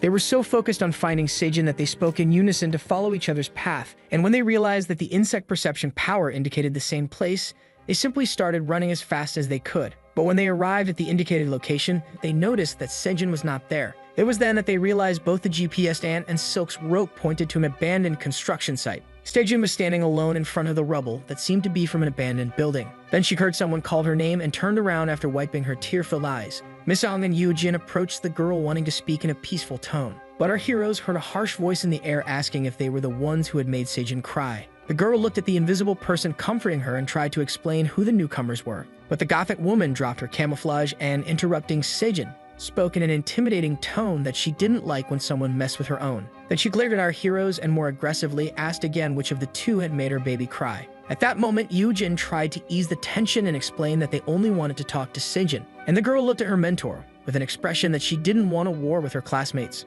It was then that suddenly Hannah, the gothic insector, disappeared before everyone, using her camouflage ability again. Then quick footsteps echoed on the sandy ground, and our heroes began to look around. And Hannah suddenly reappeared, delivering a flying kick to Mizong at stomach height. The boy slid back a few meters from the blow, and the woman, not in the mood for games, clenched her fists, preparing another strike, this time towards Yoo-jin, who only had time to cross her arms to block the punch. But the woman softened the blow and stared at Yoo-jin as if admiring her up close. And she gave up on attacking the girl because she understood it would be a waste to kill her at that moment. Then she quickly positioned herself behind our heroine and bit her ear as if marking her territory or something like that. But Yoo-jin moved to free herself from Hannah, questioning what she was doing, and the woman jumped back. The gothic woman wiped her mouth after the ear sucking and was surprised to realize that the girl was also an insector. Hannah's act left Yoo-jin furious because not just anyone could come and suck on her ear, and so she summoned her threads to attack the woman. Hannah dodged the attack, judging that the girl's silk bug form was not bad at all. Then she concluded that Misong was also an insector, and our boy was already wearing his aunt's suit, ready to attack. It was then that he delivered a hammer strike, but the woman was of remarkable speed and easily dodged. Our protagonist looked back in disbelief, and Hannah warned him that he would never be able to hit her with those punches. And imposing behind her sensual outfit, she explained to our young hero that using invisibility was her ability. Our heroes, already in their armor, discussed how to hit the enemy, and Sejin's eyes widened as she realized that Misong was also an insector. Always impulsive, our aunt charged into the offensive, and the woman, who seemed to detect his movements, showed a bit of annoyance at the boy's attack. But she didn't notice when Yoo-jin's webs wrapped around her neck, and suddenly the woman found herself surrounded by 1,000 silk rings and an ant hopping in front of her. Hannah remained still in the face of the attacks and considered the young people's assault somewhat disrespectful. But Misong didn't care about the woman's judgments and ferociously delivered a thunderous punch to her face that made the insector spit blood from the impact. Then she realized she needed to act and revealed her pointed weapon that resembled a stinger. And furious that the ant had made her bleed, she launched a piercing attack at Misong. Our protagonist felt that tip pierced through his armor, but Hannah noticed something unusual for an insector. And while her weapon invaded Misong's chest, she questioned why our hero's blood was red. Yoo-jin rushed forward upon seeing Misong injured and ran towards the opponent to confront her. But the woman noticed the girl's movements and aimed the gauntlet of her other arm in her direction. Then she shot her stinger, which extended like a spear, and hit our heroine squarely. Hannah's precise attack pierced Yoo-jin's shoulder, causing supreme pain to course through her body. She licked the tip she had introduced into Misong, savoring the taste of human liquid. However, our heroes began to feel the affected area swell as if their bodies had reacted to the poison. Then Hannah ordered, "Detonate." And the protrusions that had appeared on our fighters simply exploded as if grenades had been embedded in their skin. Both Misong and Yoo-jin were increasingly certain that battles against members of the insect court would be nearly impossible to win. Noticing the heroes' pause in attacks, the woman scoffed, judging them to be tired. For her, the game was just beginning. Sejin tried to intervene, placing herself between her classmates and her new tutor, lying that they were her clients. Yoo-jin and Misong were stunned, but Sejin's intention was to convince the woman that the heroes were there to check the larva pill. Hannah leaned over Sejin to verify the truth of her words, but the girl remained firm in her narrative. A look of disappointment lingered on Hannah's face, perhaps because she was enjoying the clash, or perhaps because she sensed a lie in her new pupil. But soon that aura dissipated and she smiled at the information, commenting that Sejin should have warned her earlier. Then she skipped away, finding it amusing that she had almost killed our heroes. However, there was the problem that the woman only had one pill in stock, but our heroes tried to buy time by asking for a bit more information about the product, and Hannah, as a good businesswoman in the field, explained that by consuming the little medicine, they would become stronger insectors. Sejin, who was listening to the information, discovered that humans transformed into larvae, but an insector eating the human larva would become even stronger. Yoo-jin appeared troubled by the information, but that was exactly what the woman meant, eat, become strong. Then two humans practicing cardio approached the insectors, and for Hannah, that was more than perfect for a practical demonstration. She called the boys as they ran by and easily convinced one of them to take the pill. Soon the young man began to feel the reactions and transformed into a giant larva. Our heroes felt powerless once again as another human transformed before their eyes, and Hannah, wanting to apologize to Sejin's so-called clients, gave the green light for them to feed on the larva and become even more powerful. Then she wished Ardu a good meal while the creature writhed in its metamorphosis process. She left with Sejin, informing them that if they wanted more, they could find her at Club 6 Shot. Sejin glanced back and saw Misong running without a second thought toward the larva, while Yoo-jin tried to convince him not to do what she feared he would do. The larva, in turn, was more interested in what had once been its friend, who was screaming desperately for help. Then our hero delivered a hook reminiscent of 90s games, severing the creature's head from its body, still with its mouth open, hungry for flesh. He then smashed the creature, driving it into the ground. Yojin's eyes widened as she realized that Misong was obsessed with the dead larva before him. And while our protagonist prepared to launch his ants at the feast, the girl frantically tried to stop him. The citizen who saw his friend turn into a monster and suddenly be torn apart by the ant observed in shock as the insectors debated whether to eat or not eat. That was the question. But Misong felt he needed to test the larva to know the reality of the power mentioned by Hannah. So he commanded his sisters, celebration. And the ants left his body, heading toward the creature voraciously. The celebration had begun, and Yojin was indignant at Misong's attitude. But our protagonist remained still, watching his ants finish the job. The citizen was in shock as all those insects consumed his friend. Yojin tried to argue that the boy could wait since there were still human traces in the victim's consciousness, but Misong replied curtly that he was no longer human. Indignant, Yojin said that it was wrong and that Misong was behaving like the other insectors in the pursuit of power. Then she compared him to the members of the insect court, and the boy looked at her seriously, asking her to shut up and watch. The distraught citizen also watched the scene, not understanding anything of the dialogue between our heroes. Meanwhile, the girl waited curiously about what patient Misong was trying to do. Yojin's eyes widened in disbelief as she realized that the victim was returning to his natural form. As the ants crawled over his body, his features began to show signs of a possible detransformation. Little by little, the victim was shedding his larval form and incorporating human anatomy, even groaning in pain. Misong watched everything attentively, hoping that his idea would work, and Yojin wanted more information about the process. Then our boy explained that he had also felt that unstable presence in Sejin. The victim was still writhing, but it was already possible to see him returning to normal. It was then that suddenly the larva he had swallowed began to be expelled from his mouth with the help of the ants. Little by little, it completely left the boy's interior. Our heroes continued to observe the ants consume the larva that had come out of the pill, and while they feasted, Yojin wondered if this could influence him. But our protagonist would only have the answer when they returned to his body. And so, when they finished that small meal, they marched in a line into Misong. Suddenly, our boy felt something strange inside him. Yojin was frightened by the way Misong trembled and grunted. Then, worried about what might happen, he ordered the girl to step back as soon as possible. And Misong felt an immense pain radiate through his body, unsure if he could contain that sensation. The pounding bass echoed on another night at the famous club, Six Shot. While the sound was muffled by a glass wall in a spacious room where a relaxed man poured a bottle of champagne surrounded by women and a security guard. The man pulled his mouth away from the bottle and imperatively authorized that the woman be allowed to enter. Complaining about the procedure, Hannah appeared accompanied by Sejin, stating that she didn't need permission to be there. But the giant, surrounded by beautiful girls and known as Dajun Gong, retorted that he was the boss of that joint and deserved respect. However, the woman didn't seem to take much notice and went straight to the bucket to grab a bottle of sparkling wine. Hannah, feeling at ease, poured the bottle into her mouth without any shame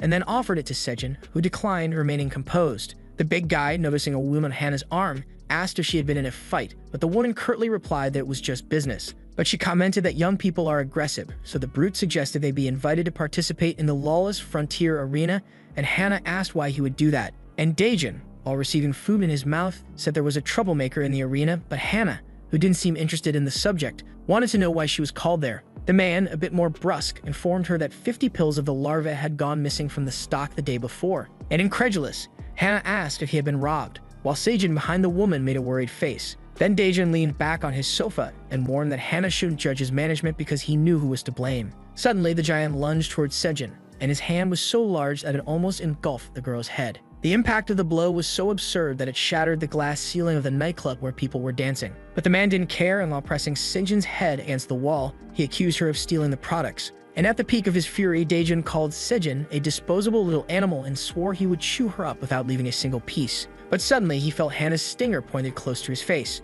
Then the two women who were fawning over the giant also revealed their weapons, ready to defend him. The atmosphere in the room became tense, and suddenly everyone was at a Mexican standoff. But Hannah threatened Dajun if he did anything to her pupil. And the man, with the gothic woman around his neck, assumed she wanted to let Sejin go unpunished. Sejin felt the giant's thick fingers pressing against her head while she saw him trying to extract her confession. The man, without measuring the consequences, squeezed Sejin's face harder, and Hannah, without hesitation, drove her stinger into the brute's neck. The woman was determined and pressed the tip of her weapon deeper, while the man in turn crushed Sejin's head harder. Then the girl, feeling her head almost explode, screamed Suyeon's name and confessed that she made the boy swallow all the pills out of revenge. The giant began to laugh and, looking into Sejin's eyes, felt upset by the end of the game. Unbothered by the stinger in his neck, the man revealed that he already knew what had happened to the pills, and Sejin's eyes widened in fear. Then Dajun loosened his grip and released the girl, who fell to the ground and was supported by her mentor. The man laughed and judged Sejin to be more clumsy than her owner. But the girl was still in shock about how he knew about the pills, and Hannah asked why Daejin acted that way if he already had the truth. Then the giant, surrounded by his guardians, explained that he had placed someone to follow Sejin when he discovered what she was up to. And he licked his lips at the thought that a human had ingested 50 pills, warning that this one was his. A little distance away, Squad C of the Reapers was chasing an insect larva. It was Su Yang, desperately wagging his tail to escape faster while the agents noticed that this larva was different from the others. The monster boy looked back, trying to gauge the distance, but was quickly intercepted by the Reapers, who attacked him mercilessly. Su Yang grunted as the blades pierced his carcass and asked the heavens why fate had reserved such an end for him. Pio, who was on the front line, struck with his sword, and the creature fell, receiving a high-voltage shock. He felt satisfied to have silenced that whiny monster without making it clear, puffing on his repellent little cigarette. Pio also commented on how noisy that larva was and ordered his team to carry the creature to the laboratory. But before the agents could start bagging the monster, a strong wind began to form in the area, and Pio looked back, trying to understand what was happening that was abnormal in the region. The Reaper team couldn't control their feet and realized they were all being sucked in by the strong wind. But Pio noticed the presence of two strangers, and with his imposing demeanor, wanted to know who the intruders were. And to his misfortune, it was Zigna, who ordered someone with his half-smile to grab the package, as he was very strong. This someone, absorbing the chief's order, was sure that the moment to fight had arrived. Then a crouched boy revealed himself next to Zigna, eager to quickly fulfill his mission. The wind produced by the boy created quicksand that trapped some agents. Then Pio sheathed his sword, which, when locked in the scabbard, lit up a red light on the Reaper's emblem. Zigna and the boy were curious about the man's behavior, and seeing him smoke his little cigarette nonchalantly, they wondered why he wasn't fighting. The man took a puff upward, and one of his team members shouted, "Sir!" The desperate bald agents said they were being sucked in too quickly, and therefore had little time. The leader of Squad C then looked ahead and wondered why an antlion was different from the larva they were pursuing. Then the emblem of the Reapers on the sword's scabbard turned green, as if indicating it was ready to be used. And Pio, staring at the insectors, was eager to discover the difference. The insect boy stared back at Pio, trying to understand why the man wasn't helping his agents and underestimated his strength. The members of the Reapers continued to be buried and scream in distress, until Zigna raised his eyebrows in astonishment, and Pio made a movement with the sword, revealing that the weapon was also a rifle. The leader of Squad C aimed at the insectors, who didn't understand the sword's new function, and when Zigna warned the boy to be careful, a burst of electricity struck the boy's head. The boy began to thrash about from the high voltage of the attack, and Zigna, furious, let his water spider form show. The leader of the Reapers advanced toward the enemies with the weapon in hand and unleashed another electric discharge toward the insectors, but Zigna blocked the attack, this time with his powerful flaming blade. But something the insector didn't expect happened. Zigna couldn't deflect that discharge, and thus felt the high voltage coursing through his body as well. The agents noticed that the ground was stopping sucking them in after their leader's assaults, and saw Pio running over the hostile ground, informing that the insectors were there for the larva, so he ordered them to recover it at any cost. Pio and Zigna were face to face, and their blades clashed as they began a high-caliber duel. The Reaper praised Zigna's flaming sword, and thus they dueled, but the insector wasn't in the mood for jokes. And pulling his other sword from his back, he suggested that the man not boast just because he had a few cheap tricks.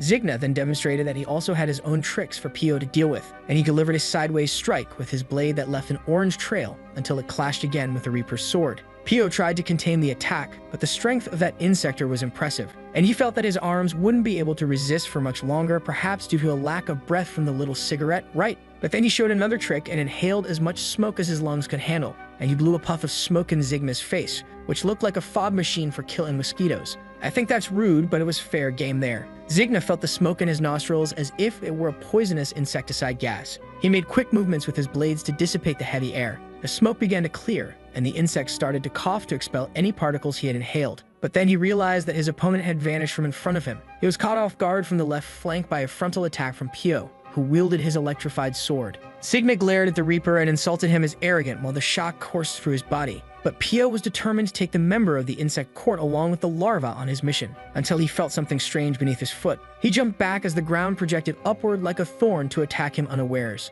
Then 5 glowing eyes began to emerge from the ground as if it were a sand kraken full of tentacles. But the agents of Squad C blocked the creature's advance with their weapons drawn. It was then that a red arrow shot up from the sand and struck one of the agents suddenly, leaving him no chance to defend himself. Pio watched that spear pierce the man's body and open up with sharp fangs. It then lifted the agent's body into the air and swallowed him whole beneath the earth. Then the Reapers of Squad C noticed that the ground was starting to suck them back in, and Zigna wondered if his partner had stopped pretending to be dead. The creature emerged from the ground with its broken helmet, complaining. It asked who the four-eyed one was while revealing itself as Mercer, the antlion larva of the insect court. Mercer told Zigna that they were running out of time and needed to retrieve the larva of Su-Yang, who was also buried. So Zigna sheathed his swords on his back and ordered them to return to the club. Pio heard Zigna mention the club and wondered what he was referring to. Meanwhile, the agents shouted that the enemies were trying to escape. Then the leader of Squad C brandished his sword rifle, aiming at the insects. However, he noticed that the weapon's battery was dead. Squad C realized that the buildings around them were collapsing. Then the voice of the antlion commanded the ground to sink, causing the structure of everything around to start shaking.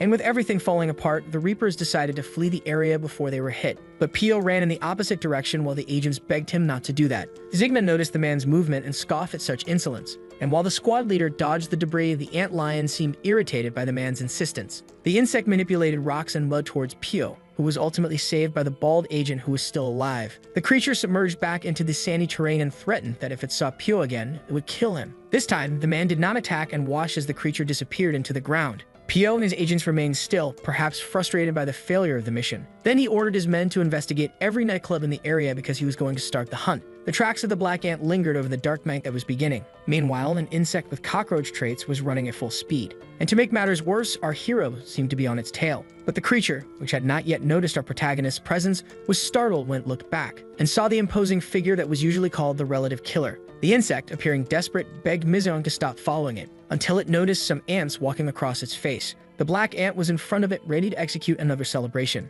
But something caught our protagonist's attention even before he could give the order, and the cockroach insect looked back and saw that another ant was slowly approaching. Incredulous, it questioned the presence of two relative killers, but it had no time to get an answer as it lay on the ground and the dew of ants faced each other in the stillness of the night. Another calm day at school after another insect incident, and Arajo was deep in thought, sitting at her desk. At another table, there was a posthumous tribute to Su-Yang, but some students did not consider him deserving and thus wrote monster beneath his name. And Su-Yang's friend, who took a punch from Sejin, was more concerned about the tooth he lost on the day of the commotion. On the other hand, Arajo and Yeo-jin remained silent, standing in their places listening to the other girls gossip until one called Sejin a monster. And suddenly, the girls heard someone deny the information as retaliation. Arajo had stood up and came to her friend's defense, emphasizing that Sejin was not a monster. Yeo-jin's eyes widened as she observed the girl's attitude and concluded that she was bolder than she thought. Then Arajo returned to her place amidst the murmurs of the students behind her. Yeo-jin felt worried and asked if everything was okay with Era, who replied curtly, yes.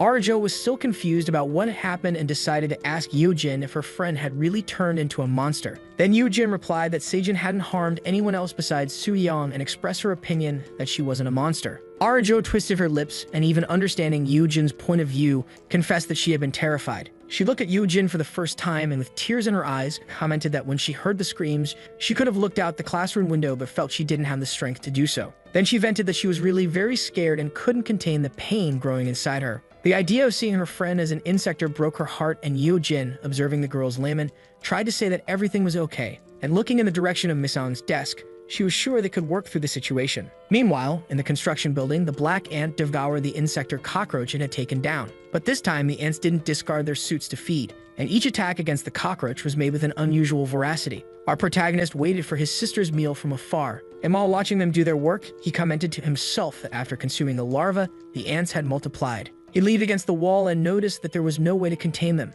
Then, looking at the ants centered in the helmet of his suit replica, he had no choice after several attempts but to create his own colony of ants. The replica rose, still growling with hunger, and walked towards Misong, who, appearing calm, asked if they were okay. But the suit didn't seem well-trained and tried to attack our protagonist as it became aggressive when it still felt unsatisfied. Then Misong punched the replica, which disintegrated after the boy held the leader ant he had created to command the colony trapped in a transparent globe. He watched the artifact in his hand while the new sisters returned to the globe just like those that came back to his neck. But suddenly, his sense of danger was triggered, and a pair of feet stomped heavily in the area, creating a slight tremor. Misong clenched his fist and, without looking back, was sure that an insector was approaching. But in reality, there were three that revealed their silhouettes in front of a tunnel. And for Misong, that was the perfect opportunity to test his new powers. So he jumped from the top of the building, transforming again into a black ant, and he ran as fast as he could to confront the insectors, leaving dust behind, until his sense of danger activated again for something that was enveloped in dense smoke in the distance. Then he stopped a little away from the tunnel, certain that one of the enemies had disappeared. The ant gathered more energy and lay in wait near the entrance where the insectors were. until he heard a possible argument inside the tunnel where one of the insectors was cursing a certain Red. And inside, the monster with a horn in the middle of its forehead, facing another defeated one, realized they had been lured into a trap. This was confirmed by the insector named Red, who intended to eliminate the accomplices. The insector, whose name was Ladybug, known as Red, explained that he needed to de-stress and therefore called the lackeys for 5 minutes of fun. Then he readied himself for battle. The other punched the ground while releasing a violet gas. And revealing himself as a rhinoceros beetle known as Bala, he said that Ladybug was very confident just because they fought together in the lawless frontier arena. The creature thrust its horn forward and charged at Red with all its might. But the Ladybug dodged and commented that the big guy was very excited. However, Bala, despite crashing against the wall, did not give up and charged at Red again with his horn. But this time, Ladybug prepared to punch, judging the beetle's strategy to be somewhat foolish. And Bala, who didn't care about the concept of strategy, invested, promising to finish off his opponent. But Red delivered a blow to the beetle's stomach that bent his body with the impact.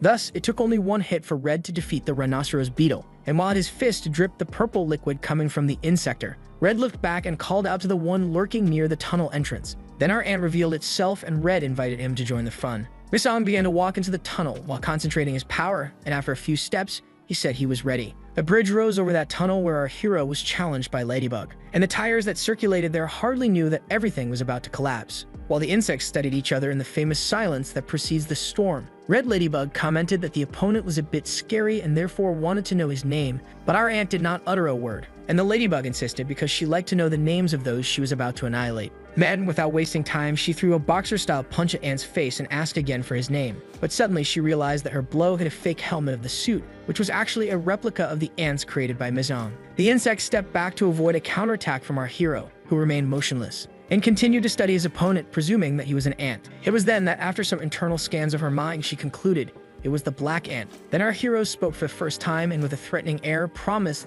that this would be the last name that Ladybug would hear in her lifetime. Red let out a satisfied laugh and charged into the attack again, commenting that she knew the name Black Ant from the beating she had given Zigna recently. The insect threw another punch, saying he was eager for the fight, and as his fist approached Ant's face, he asked the opponent to give it his best. But our protagonist was much stronger and managed to dodge all the punches with a simple movement of his head. Red, who was unsuccessful in his attacks, withdrew his blows upon realizing that Ant was analyzing his movements. However, growing angrier, he ordered Mizong to take that battle seriously and attacked again, but was surprised by another perfect dodge. He widened his eyes behind the helmet when he noticed our hero's counterattack movement. The black ant acted with such speed that it was almost impossible to see his fist. Red only had time to close his boxer guard, but knew a powerful punch was coming his way. And when he thought he could dodge even with his eyes closed, he got caught and felt the impact of that cross hammer at the height of his jaw. Red staggered, and if it weren't for the armor, he would have already been on the canvas counting. But the walls of that tunnel wouldn't hold for much longer, and an unsuspecting bus was almost near the cracks forming. The ant saw his opponent kneeling as the tunnel ceiling began to make noise. But for Red, his only concern was understanding how he received that punch, even knowing he could perceive any blow from a mile away. And while noticing his helmet cracking at the point of impact, he was sure that the power of Ant was beyond his expectations. Mizong showed no sign of a guard position, and his imposing aura assured the enemy of how strong he was. Red then, realizing his inferiority against Ant, heard his opponent ask for his name, and Mizong, determined, explained that he would like to know the name of the one he was about to annihilate. Ladybug felt offended by our protagonist's words and clenched her fists because she would not give up so easily, and the ant prepared his powerful punch to attack the enemy again. But this time the blow was stopped by a force field that Red conjured by uniting his fists. The fighters were measuring strength, and Ladybug felt she needed to use her power. So she let out a scream that invoked her reflective ray, and a force field between her and Ant gradually increased. There was an explosion, and Mizong jumped back to defend himself. The bridge above the tunnel began to crack, posing a danger to the approaching bus, and when the concrete cracked completely, the driver had difficulty swerving. Then the bus headed towards the guardrail while the fight between the insects continued at full speed. Black Ant was battling with Red, and the bus was already almost halfway off the road, and our hero looked up, noticing the imminent accident. Trying to kill two birds with one stone, Mizong replicated his suit with the ants to maintain the fight and jumped back, which left Red somewhat indignant. The bus was falling, and the people inside were trying every way to hold on to survive. But the ant quickly held the bus to try to prevent disaster, and he cushioned the fall of the vehicle with the strength of his body as much as he could. Mizong did everything to sustain that weight until he heard Red call him again. The insect observed our hero with his hands occupied and warned that those ants were not enough to stop him. Then he dropped the replica helmet on the ground and headed towards the original ant. and surprisingly, he began to help Mizong support the weight of the bus, preventing it from falling. With the strength of the two working together, it was possible to place the bus on the ground without causing major harm to the civilians. People began to exit the vehicle, thanking for the help, but at the same time, they appeared frightened to realize they had been saved by insectoids. Civilians passing by kept their focus on Red and the black ant, who was also staring at the ladybug, studying her movements. The insect in red then warned the one in the black suit not to get distracted in the middle of the fight. Then, clenching his fists like a boxer, he decided that the second round was about to begin. The ant, attentive to his opponent's movements, awaited the approach, and without difficulty, he dodged the enemy's strike with just one hand. Countering with his clawed hand, he declared that he was fed up with that nonsense. Red had his helmet shattered by the force of Misong's punch, and our protagonist then lifted his defeated opponent into the air, projecting the replica of the ants ready to devour him. His sisters advanced eagerly towards the next feast. But Misong noticed something that made him take the action of throwing the ladybug away. The fallen insect looked in the direction of the ant, trying to understand why he hadn't killed him. But our hero simply turned his back to walk away. And amidst the defeat, Red still gathered his last strength to shout in a threatening tone that he would crush the ant. But that was all. It was starting to get dark in the city, and Arajo was talking to her mother on the phone, saying she was exercising, but the woman didn't seem to believe her. She was next to her younger brother Asio, who told her that Era was looking for Sejin every day after class. On the other end, Arajo confirmed that she liked looking for Sejin, but at that moment, she was really exercising. The woman shouted so loudly on the phone that the girl had to pull it away from her ear,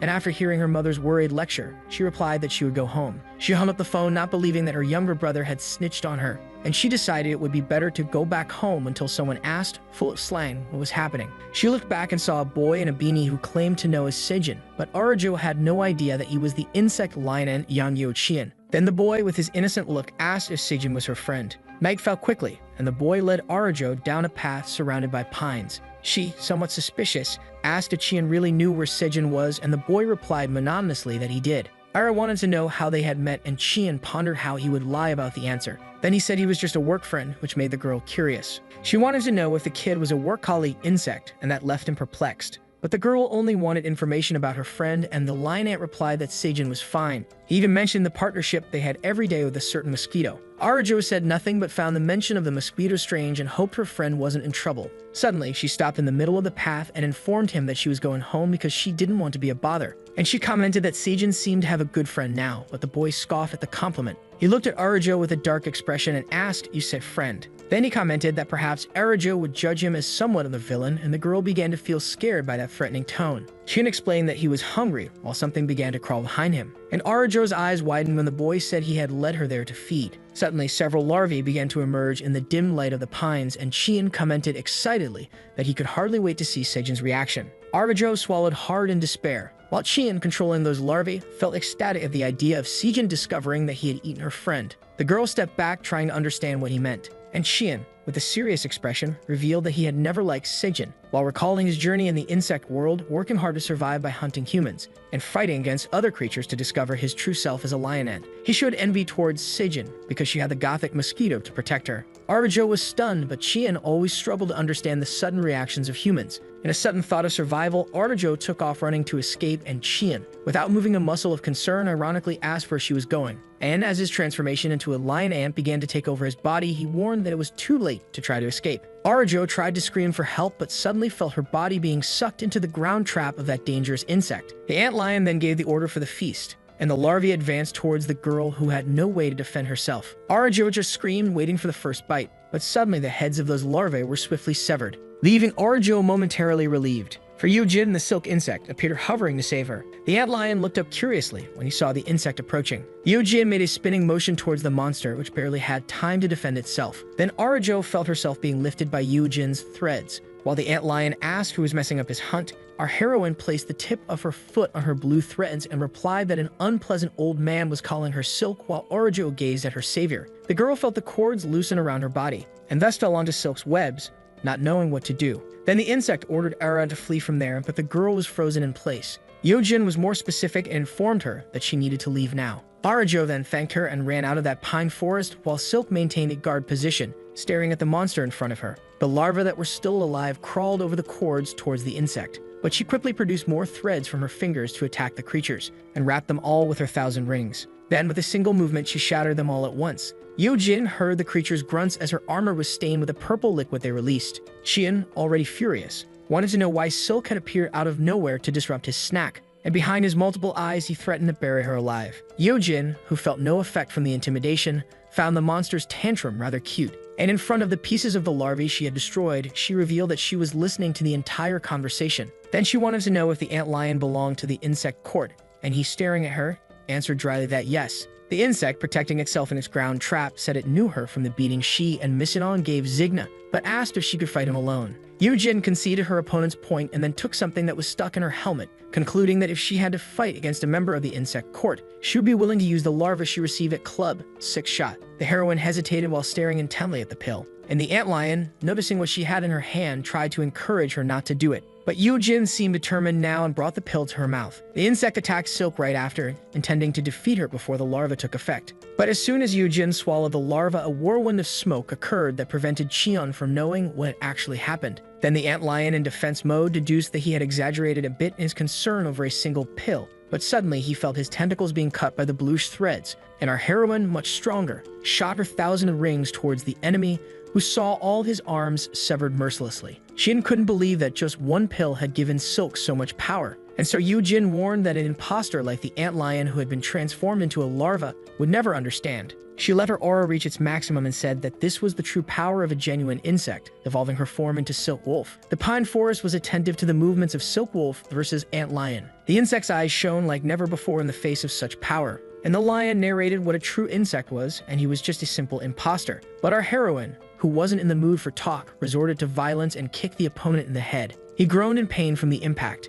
and when he realized his limbs had left his body without warning, while Yujin awaited the dull thud of the enemy's defeat. But the lion fell on his feet and, trying to prove he was not an imposter, charged at Silk, warning that he was a larva. Then he opened his mouth and unleashed his fang tongue, which traveled fiercely towards Yujin's neck. For the first time in the battle, a monster felt he was in control. But Yujin stared at him serenely, as her entire body was covered by a dense layer of silk, and informed him that the fangs would not leave a scratch on her. Then she held the antlion's tongue, which widened its eyes upon realizing its own fragility. Silk began to squeeze it and promised to turn the enemy into pieces. Xian could not contain the strength of his opponent as he watched her shoot her, cutting threads that wrapped around his tongue completely. And suddenly he felt the muscle being torn from his mouth. The lion ant refused to believe he had lost his main weapons of defense and attack, and with a spinning movement he buried himself in his own trap, while Silk watched curiously with the creature's tongue in her hands. The insect was fleeing but promised he would return to finish the fight when he was stronger. Qian did not accept defeat and only thought about evolving. However, even underground, he encountered Silk's bluish threads crossing and blocking his escape,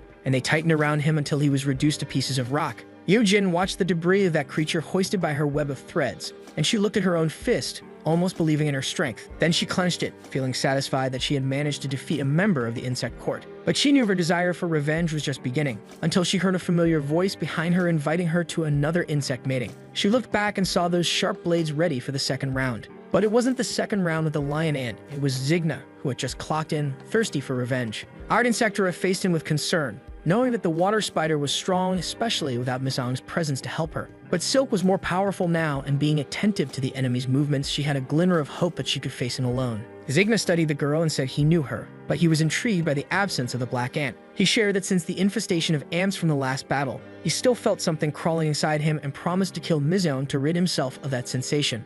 Silk, who now had her blue threads also coming from her long hair, replied that she knew exactly how Zigna felt, and that's why she launched her energized locks against the insect, promising to help him escape that agony. Zigna, for his part, did not raise his guard as the thick threads approached and wished that our girl would give her best. Then swiftly he crossed his flaming blades and blocked the attacks of the embodied Insectora. But the thicker threads did not break this time, and when Zigna's blades began to crack under the pressure of the attack, the insect realized the effect that the pill ingested by Yujin had caused. Then the water spider saw his sword break and thought that any wrong move could end his life. But while the Insectora prepared her next attack, Zigna pulled his blade from his back and commented that her time was running out. He started counting down from 4 while blocking Silk's kick, but he felt the impact of a punch when he was thinking of 3. He was thrown back, not forgetting to count down to 2, and he saw his opponent advance as 1 ticked away. It was only then that he decided not to defend himself against the girl anymore. Yujin's eyes widened behind her visor where she heard the enemy inform her that time had run out. Then the girl fell to her knees as if fatigued, and she felt the thick threads of her hair diminish, just like the effect of her new power.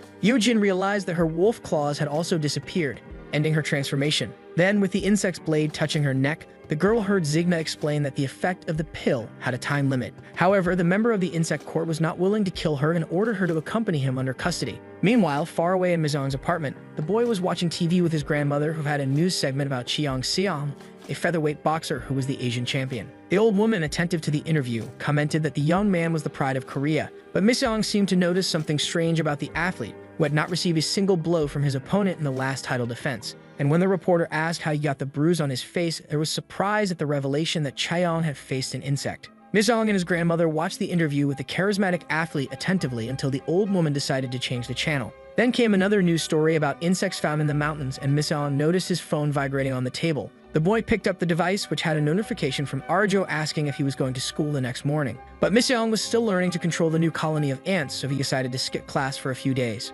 Arjo had sent several messages to our hero, and he discovered there that even Yoo-jin was not going to school either. The boy became worried about Yoo-jin and decided to send her a message, saving her contact as emergency food. Meanwhile, deep in the club, Six-Shot nightclub, the trivial battle was taking place in the lawless frontier arena, where humans and insects vibrated together for entertainment. But that night was special because in the midst of the fight was our dear Silk Yoo-jin. She seemed to be becoming the main punching bag for the other fighters. And Zigna, who was watching the fight on a big screen, realized that Yoo-jin was the girl he had given the pill to a few nights ago. The insect continued watching until he noticed a vibration from the purse on the table next to him, which caught his attention. The man pulled out the cell phone it contained to read the notification on the screen. He felt satisfied to discover that Formiga was looking for his friend. At home, Misong was heading to his room and informed his grandmother that he wouldn't be going to school the next day, but the old woman didn't object to her grandson's decision. Then the young man's phone vibrated again, and he became curious as it could be a response from Yoo-jin. When he looked at the screen, he noticed that his emergency food had sent a photo. Misong tapped on the image, and what he saw sparked such perplexity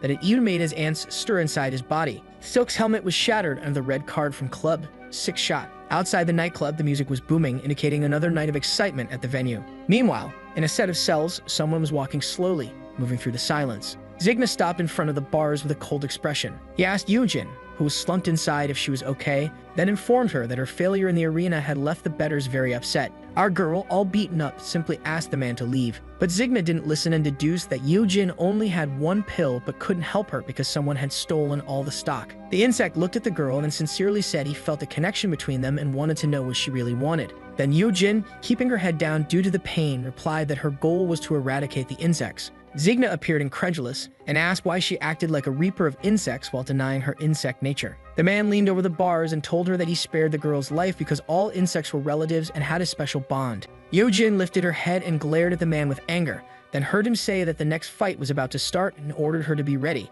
And as Zigna left the block of cells, he informed her that he had prepared a special fight for our heroine. The break in the arena came to an end, and suddenly an insect leg entered the venue. The creature, which had the face of an alien, announced to the audience through a microphone that he had news that night. Everyone present cheered when he informed them that the hellish race was about to begin. The presenter, who was actually a stick insect, explained that the battle would have 10 competitors fighting to the death and only one would emerge victorious. His name was Zaza, and he soon signaled for the aggression to begin. Yoo-jin walked down the corridor towards the arena while the stick insect made his proper introduction. He welcomed Silk, who had an expression of hatred on her face that had never been seen on the girl before. The audience looked at the clock, which marked 60 seconds, while the announcer continued explaining the rules for the hellish race. Yoo-jin seemed small in front of the crowd and listened attentively that she would have 1 minute to defeat her opponent, and after that time, more fighters would enter the arena. And within a reserve sector, several insects awaited their moment to demonstrate their brutality. Then Zaza introduced the second fighter, who without hesitation flew swiftly towards Silk, and the girl, without any fear, awaited the creature's approach. The cells of the other fighters were open, and Red was warming up his body with repeated punches into the air. Zigna observed the competitor and asked if he wasn't going to prepare for the fight. The ladybug stared at the boss when informed that he was the 10th to enter the arena and questioned why Zigna wanted him in that show of losers. He suggested that he be placed with the others as the star of the night, but for Zigna, that would be a shot in the foot since the fighter would quickly take out everyone. Red threw a punch towards Zigna, who didn't flinch when he noticed the fighter intentionally freeze his hand just inches from his face. The fighter seemed displeased and stated that he would like to face Zigna in the arena or even Daejin, the brute.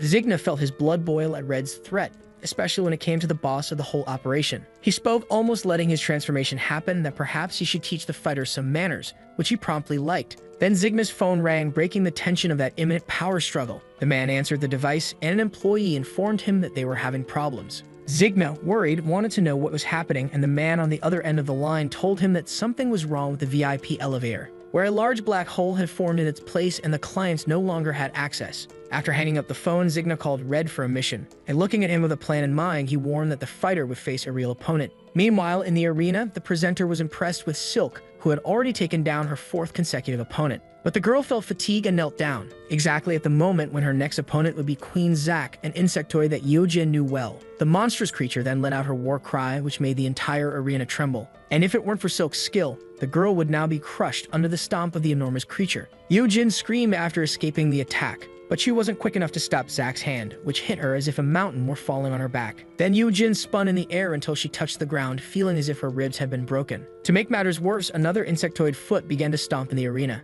2 more opponents were coming for Silk, and Zaza concluded over the microphone that things were not going well for our heroine. For the 6th, 7th, and 8th opponents were together in the arena, a place where there was no justice, only a lawless frontier. In ecstasy, the presenter announced that the climax was about to begin while Silk, almost unconscious, was surrounded by the other opponents. The clock marked the end of another cycle and restarted the countdown at 60 seconds, leaving even Zaza worried. But the presenter maintained his composure and announced that this was a bad moment for Silk, as another creature was about to enter the fight. And the darkness coming from the main gate announced the fear of the next fighter. Zaza began to welcome the newcomer when a horned head emerged from the shadows. Then he shouted that the 9th fighter was coming, but suddenly the purple blood of that creature painted the darkness, and its head rolled like a soccer ball while an insectoid leg that we know well touched the bloody ground, crushing the helmet of insect number 9 and thus taking its position for the fun. Zaza was about to announce the name of the fighter that was in his script, but this time he couldn't even improvise. The replica of Ant was devouring before everyone the insect that had just been taken down while Misong walked triumphantly to the sound of "Who are you?"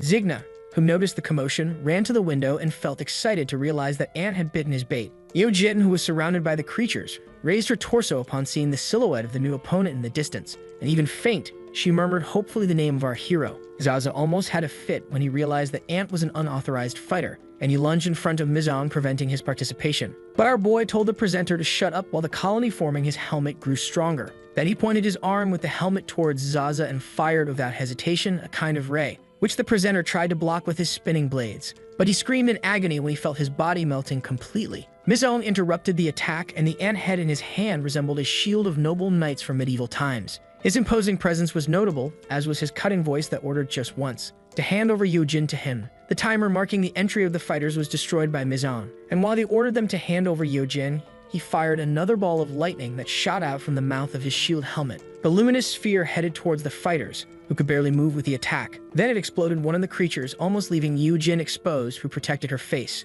The girl, now almost standing, judged Mizong to be an idiot, and while she observed the destroyed creature, she wondered when he had acquired such skill. She looked in the direction of the boy and asked if he also wanted to hit her. However, Mizong stopped the attack and faced Yojin with his neutral expression. And while the girl commented that she was also there in the middle, an orange blade overlapped her neck. Yojin's eyes widened in surprise at the stealth of the one wielding the sword. And suddenly, Zigna was above her, wearing a pleased expression at the reunion with Mizong. Our protagonist's eyes trembled, but without showing real concern, he pointed his laser pistol helmet at the water spider insect. Zigna stared at our hero, waiting to see if he would have the courage to shoot with Yojin so close to his own body. Then Mizong hesitated while trying to come up with a plan. It was the perfect cue for Zigna to order his minions to attack Ant. The creatures advanced with all their strength against our hero. Upon seeing their approach, he put on his other helmet but thought that this fight would be a waste of time. Mizong unleashed another rain of lightning against the fighters, and one of them felt the luminous glow consume him completely, and held his position with his new weapon in hand, until Zack stepped forward, letting out his war cry.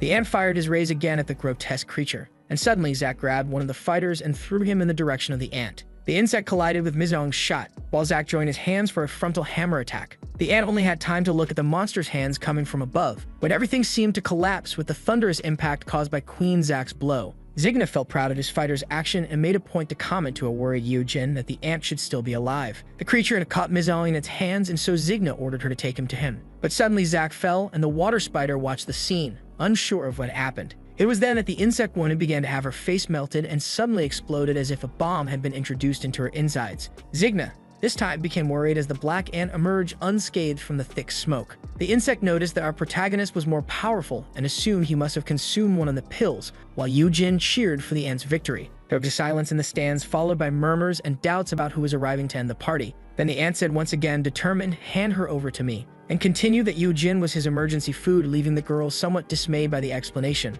Zigna expressed a devilish look at the boy and ironically commented on how he found the ant hilarious until a voice emerged, interrupting his judgment. A rather upset human customer asked what would happen to the money since everyone was dead. Then the others supported that voice, wanting answers about their bets. Zigna felt the hatred and disgust for humans rise through his veins, but he turned to the customers and informed them that on behalf of the company, everyone would be reimbursed. Then he bellowed for them to shut up and place their bets again. The crowd was stunned, and the man who complained about the money asked if Zigna and the ant were going to fight. Mizong liked the idea and responded loudly that he would wipe out the insect court member. Then Zigna, with blood in his eyes, asked the ant to give it his best. However, he commented that our hero's opponent was behind him and welcomed the 10th competitor as his feet revealed themselves in the arena. The ant looked to the side, facing the opponent who had arrived, greeting those present. Red entered the arena, stretching as if he were stepping into a boxing ring. The ant then asked if this was the place for the rematch, and Red confirmed, already excited about the possibility. The ladybug set her boxing guard and charged at the ant with full force, and our hero prepared his defense until he saw him change the attack's trajectory and pass by him like a bull,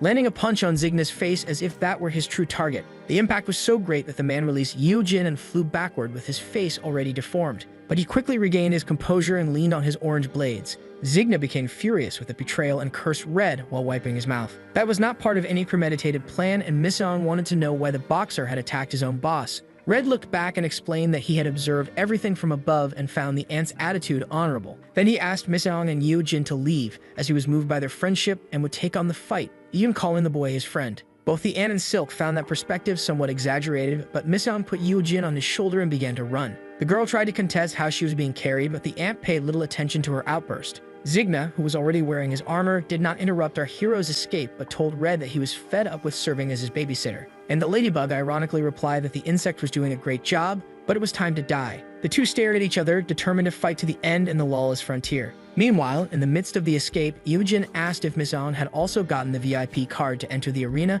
but the ant replied that he had not. Then he explained that he destroyed everything right away, and the girl was left speechless by the boy's rudeness. It was when she saw the big hole that the ant had dug where the huge elevator used to be. But since she was quite exhausted, she just wanted to get out of there quickly. Mizong started to climb the place but felt some rocks hit his head, and he noticed a rapid movement of rocks coming from above. Suddenly, the hulking boss descended into the hole like a bulldozer with his fists raised. Our hero only realized it when he felt the blow to his face. The villain's hand was bigger than Mizong's face, and it took just one hit to smash his helmet completely. Yojin's eyes widened when she realized that the first impact was just because the owner of the place was claiming his rights over the vandalism. Where's the lawyer? Then he stood up in front of our protagonist and said he would have to kill him, but the most impressive thing was the size of the guy, who looked like an enraged titan. The club's bass was booming on the dance floor. Meanwhile, in the VIP area, the champagne was flowing beautifully down a dry throat. It was Daejun who was there having fun as he did every night in his pleasure refuge. His expression of happiness had a name, the larva Suyang defeated before him. He stared at the monster the boy had become after swallowing 50 pills and felt excited as if he were in front of a grilled steak. Until one of the women beside him, drooling over the meal, asked if he knew anything about the creature. Daejun casually looked at the woman and asked if she was afraid he wanted that trump card on the table. The woman commented that it might be wise to warn him, but the hulking man thought she didn't seem very convincing given how she was drooling over the larva. Daejun then held the larva and, looking determinedly at the banquet, informed that Kinjuno wouldn't need that because he was much stronger than all of them combined. And so he shouted that he was dying to experience all that power while bringing his teeth closer to the yellow juicy steak. But suddenly, there was a loud crash that even knocked plaster off the ceiling. Daejun froze at the situation until a little worker ant rushed into his room out of breath to inform him that there was an intruder in the club. The boss, with the larva in hand, asked if the intruder was strong, and the insect warned that he had only destroyed the elevator and was heading for the lawless border, that was all. Daejun dropped the larva, indignant at the interruption, and he pointed his finger in the worker's face, questioning if he should handle the problem himself. The butler trembled at the boss's threatening tone and begged him not to harm him for his incompetence in handling the mess.